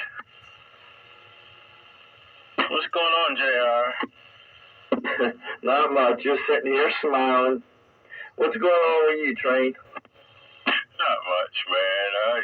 I had this thing warming up for a while, but I was in the living room taking care of business, and but I let it warm up. 10-4. Which one you say you were on tonight? The Tram 27E. That's the old one. I think that's like 1963 or 65. Okay, all right. I thought you said something like that. I wasn't really paying no mind. I was like in and out, but yeah, okay. Sounds good as it do, you know. You always do. For the most part. Sometimes you get a little rambunctious there.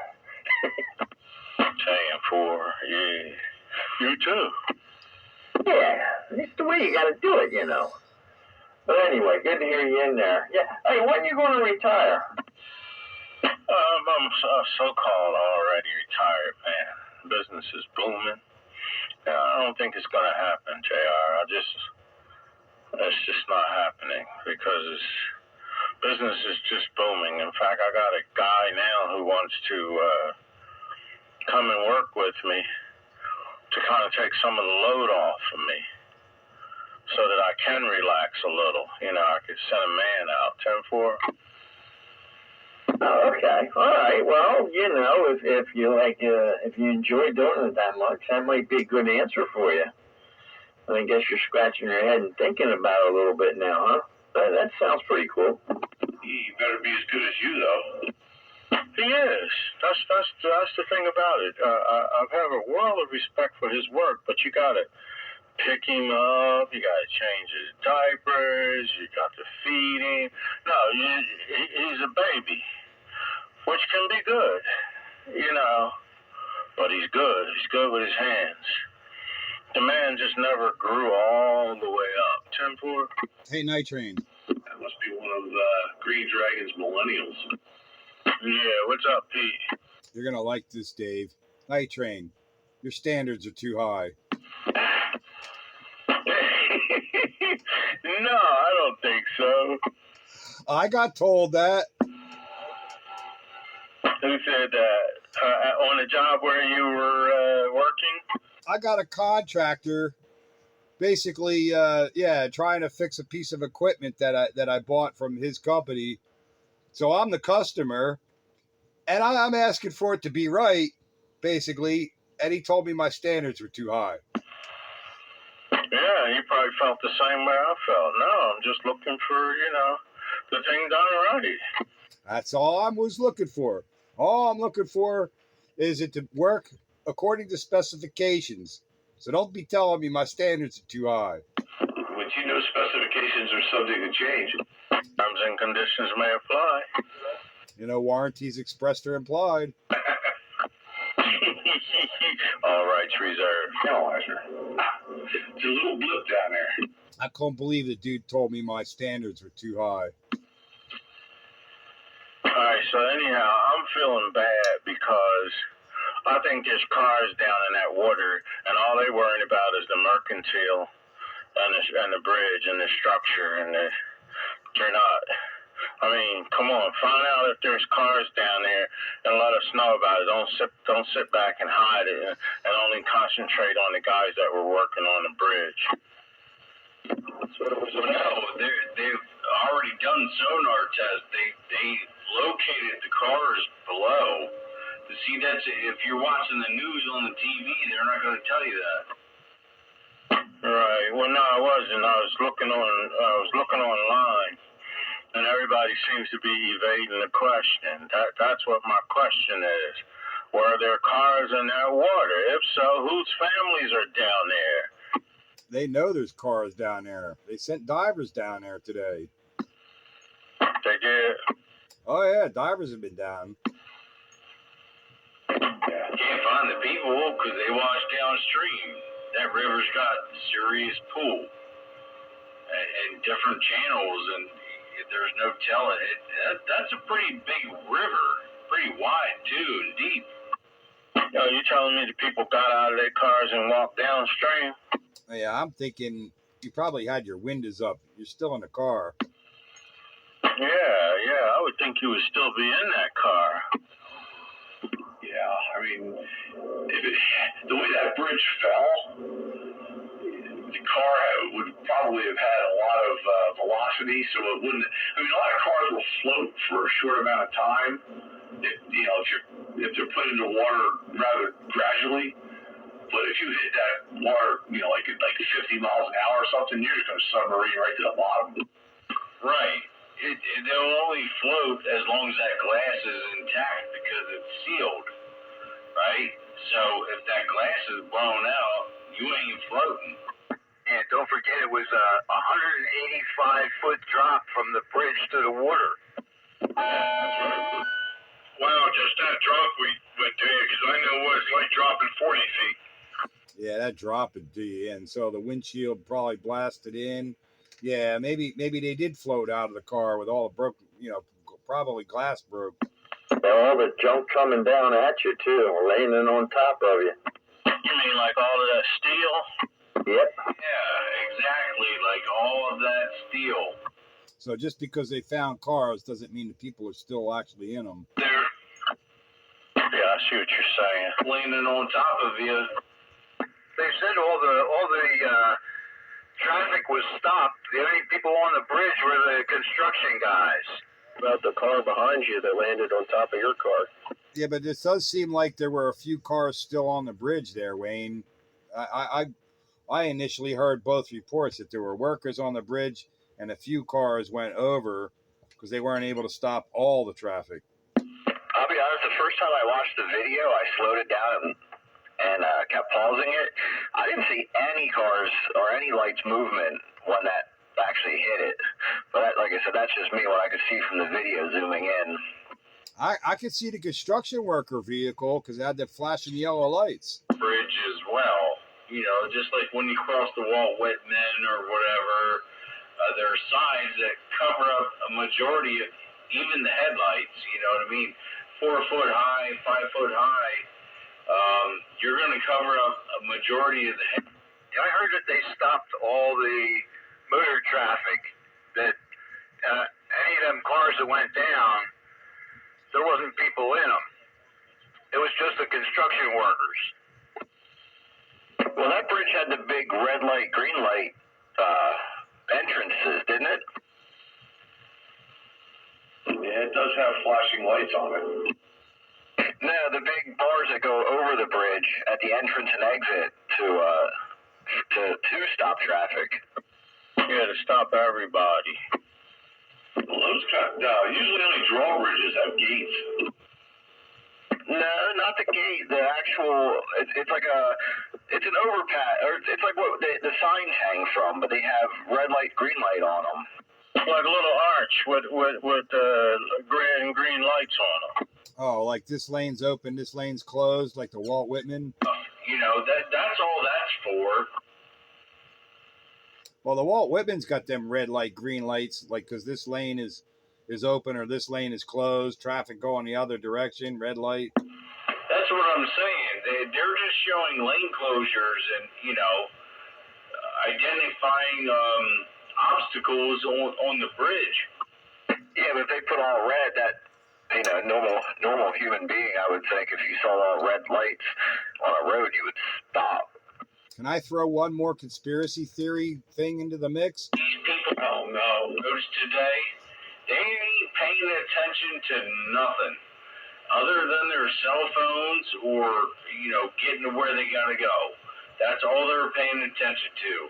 Red light in front of them don't mean shit because they don't care. It could be a cop up ahead. They don't care. They're all about following him because he's going fast. I got one more thing to throw in the mix here about this that I have a big question about. Yeah. All right, I don't know if y'all remember about 20 years ago or so down in the west coast of Florida, the Skyway Bridge. Same kind of thing happened, except it was foggy, and a ship hit the pillar of the bridge. The bridge collapsed, cars went right over, didn't know the bridge wasn't there anymore. Zoom!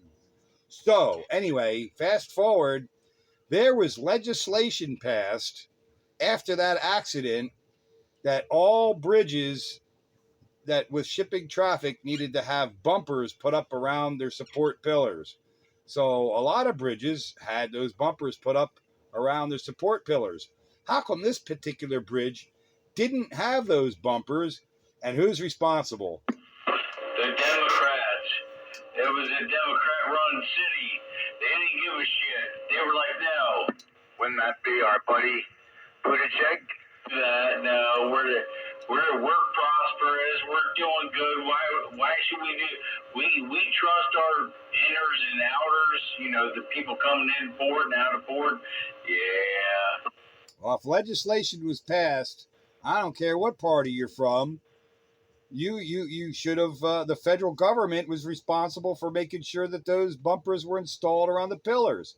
How come this particular bridge escaped from 20 years worth of legislation without having them bumpers put up? I want to know even a more basic question. I heard that the bridge was going to get rebuilt by taxpayer dollars. Why isn't the insurance of the ship that's paying for it?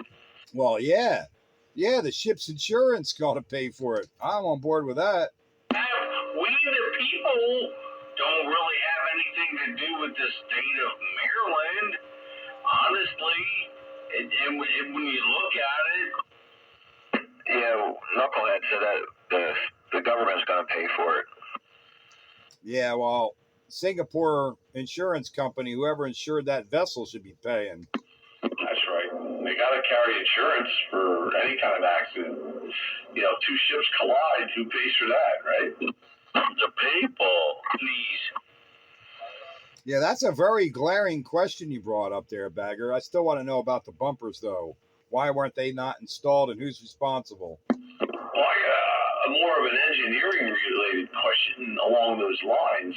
What kind of bumpers could you put up that would stop a 900-foot ship going 8 miles an hour, fully loaded with tons of cargo? They have barriers built up around pillars, support pillars on bridges. Apparently, engineers have a way of figuring that out. But there was nothing to stop it. It hit the support pillar itself. There was nothing in between to even give it a chance. Well, that's another maritime question. Why didn't the anchor go? Well, that's a maritime question.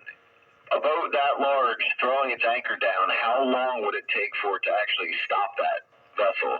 And is that why it made a weird turn? It would have stopped if they'd have thrown the anchor down when the first power outage on the ship went. They waited until I saw 3 power outages on that ship before any kind of, I'm not even sure about the anchor going down. I say it went down, but now if they'd have put it down at the first power outage, that would have been enough to stop it before it hit the bridge, or at least slowed it enough to where it became a tap, not a ram. Do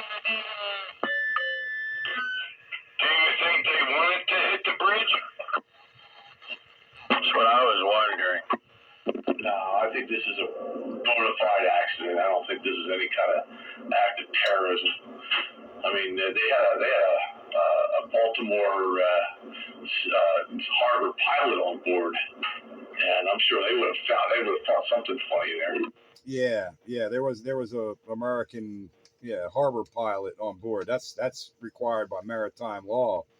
But there's a couple of questions I have that whenever you're in restricted maneuvering, which they were, any maritime vessel, whether it's commercial or military, all hands on deck during restricted maneuvering, and you have what's called an after steering.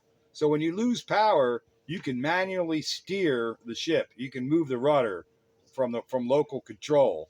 So somebody should have been there. Also, they have backup generators. So the main engine fails, the backup generators are supposed to come on within 30 seconds and stay on.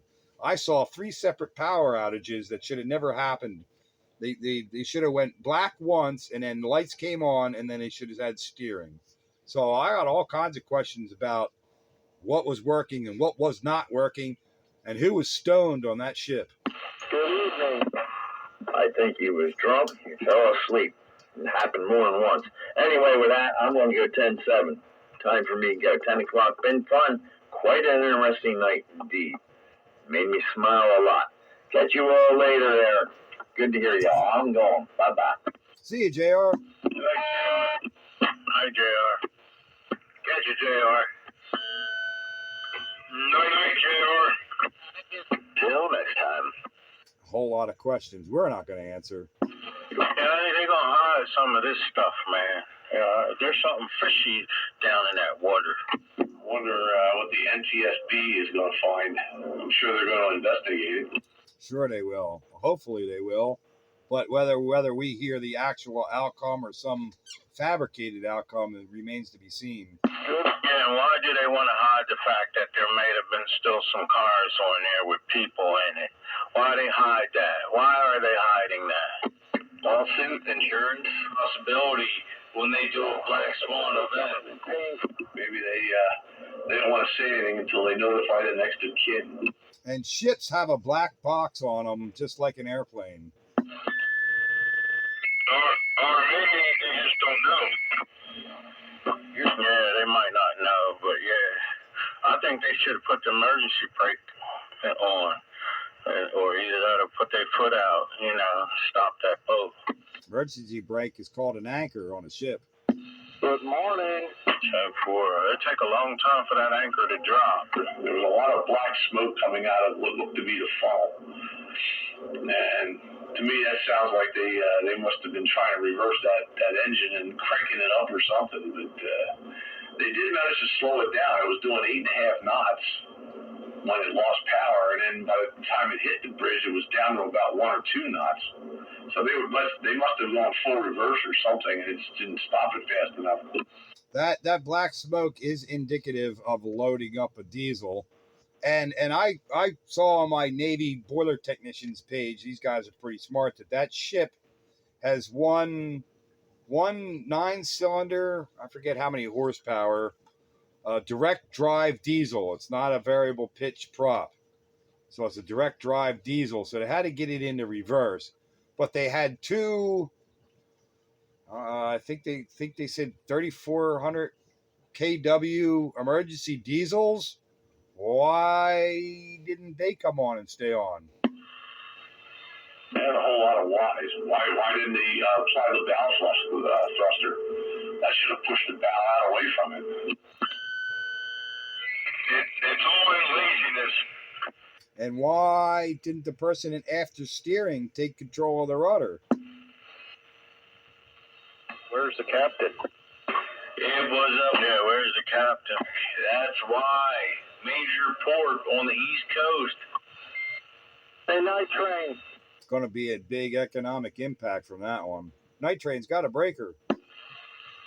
I don't hear them right now. And I just got that noise that comes and take out the low end of my receiver. That breaker, try it and see what happened. If not, give me a few minutes. Oh, boy. Problems with the radio. Hello, Bite Buster. Man, I've been trying to get in there. You guys are quick keying, man. I figure as soon as he come in, I'll get my noise. Bite Buster! Hey, Bite Buster, you know we're the kings of quick key. You just got to keep trying. Bite Buster, hello.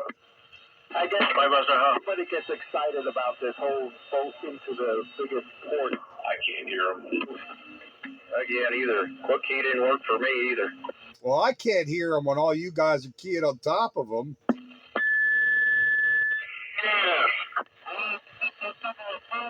Yeah, Bite Buster, we get on a topic like a dog on a bone that we're excited about, and we just rip it to pieces. I don't blame you. This is a good topic.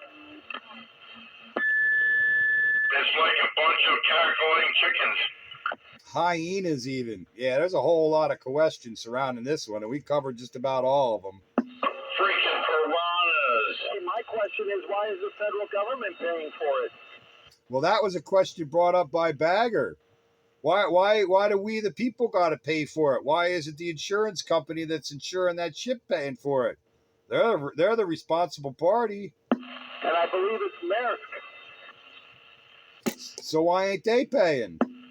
Money laundering 101. Come again, Bite Buster? I smell a cover-up. Yeah, I smell a cover-up, too. Captain Phillips should have been on that one. He would have solved it. I know when I was on a ship and we collided with another ship and we damn near sank them, we paid to fix their ship. Oh, yeah. All right, Bike Buster, here I am, man. This should be a little bit better. Well, the thing is, can you hear me? Yeah, I had, there's a certain hash that comes in that radio periodically. I don't know where it picks it up from, but it knocks out the small end of the receipt. All right, so they say, the authorities say they don't believe that there was any people in the vehicles that went down with that bridge. Yeah, that I don't believe. I don't believe it either. I don't, and I think that they should get down there and find those people's loved ones. Maybe it was self-driving cars. No. Well, no. If there was workers on the bridge, they have to drive to the job site to get sugar cars. Yeah, self-driving cars. Bike Buster. What did you say, Bike Buster? Why isn't there any cranes right in there right now, today, moving that stuff?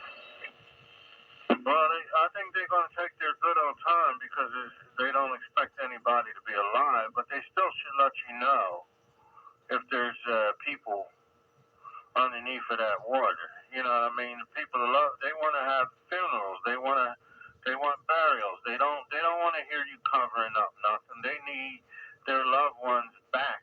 You know, at least have a ceremony, right? That's all well and good, but here's the thing. No dead body is worth millions of dollars a day. Sorry. I think that might be what the problem is. They don't want to go after them. They want to just keep in denial so they won't have to spend the money to go looking for them.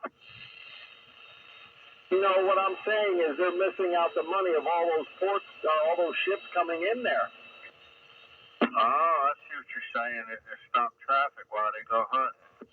Yeah, Baghdad, they need to just remove it and move on with their lives. They know they're dead. That's it.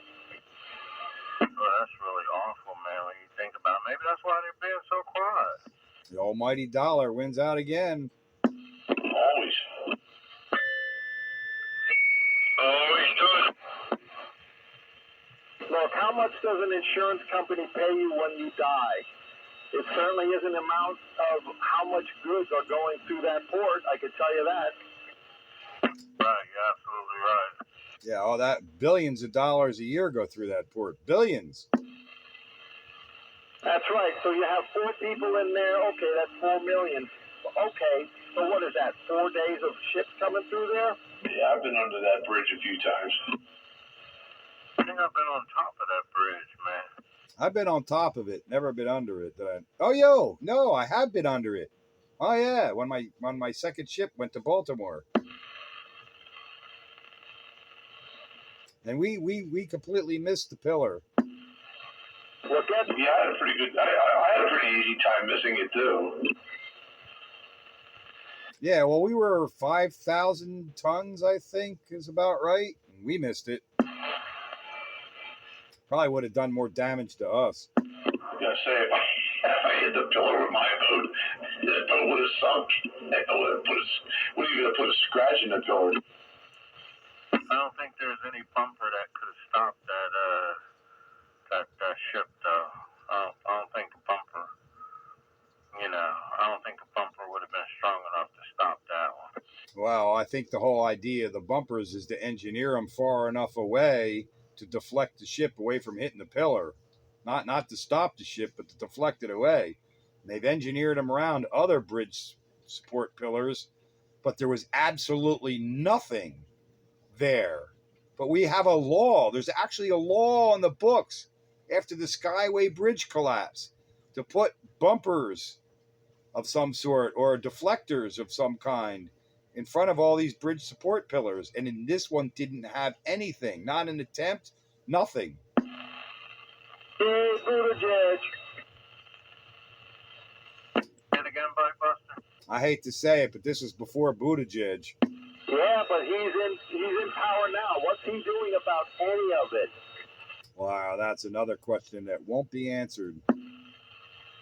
He's got a D in front of his name. He won't get in trouble.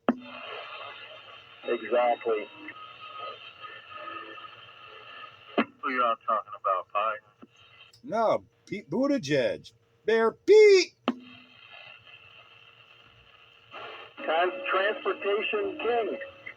All right, yeah, I don't know him. Never heard the name. That sounds like something that came out of Asia. Yeah, Pete Buttigieg. Mayor Pete. None of that sounds familiar to me. Yeah, he's the transportation secretary. He's another joke. That's what I was going to say. The agency for that, for transportation. Maybe that's why they're trying to cover it up. Yeah, something's wrong. Something's wrong. It's just too many parts missing. Well, the D's never get held responsible for any inaction. Somebody came out with a big question: why did that bridge crumble so easily? It's because it was a cantilever bridge. If you know anything about cantilevers, No, I don't. I have to admit. it's all a balancing act. Take away one support of a cantilever, the rest of the cantilever falls. Yeah, because it did fall like a deck of cards, man. Because it was a cantilever bridge. It's all a balancing act. 10-4. Well, when you look at the bridge, there was really only two main pillars supporting it, the main span, and you knock one out, well. Yeah, well, it's all a balancing act with a cantilever. You know, you got opposing forces and balance going on. You take away one support of the balance, then everything pulls. That happens sometimes when my hip go out when I'm walking. It's got a cantilever hip. That's why it's all messed up.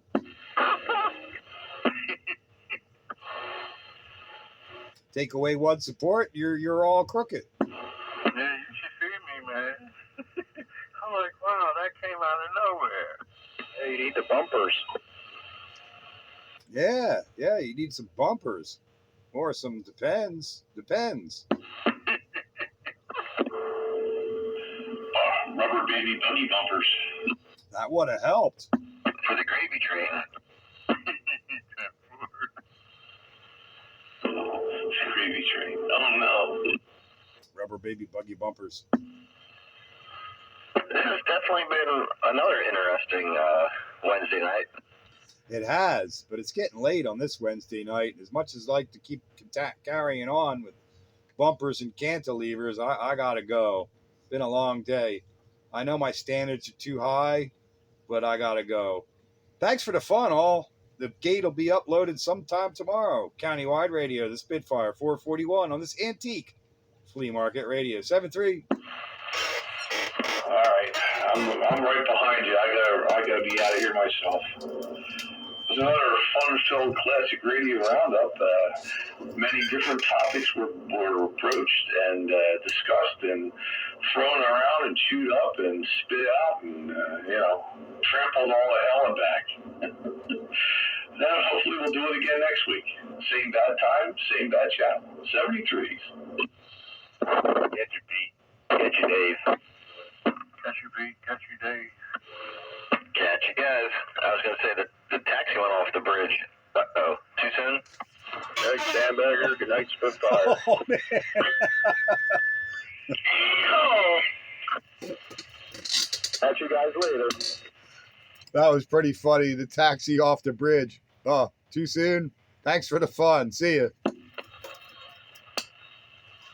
Right, Buster, you leaving too, man? No, I thought everybody else was. No, that was just Pete and Bagger signing off. 10-4. Oh, okay. I'm sticking around for a bit. Yeah, I'll still be here. Yeah, I'm still here, too. So, is this a distraction from what is really going on somewhere else in the world? You like P. Diddy? I doubt seriously if this got anything to do with Oh, yeah, P. Diddy. Well, I'll say one thing and then leave it at that. It's, like, you know, is he like the tip of the iceberg? So once the ice starts melting, you know, they want a distraction before the ice melts down to the big issue.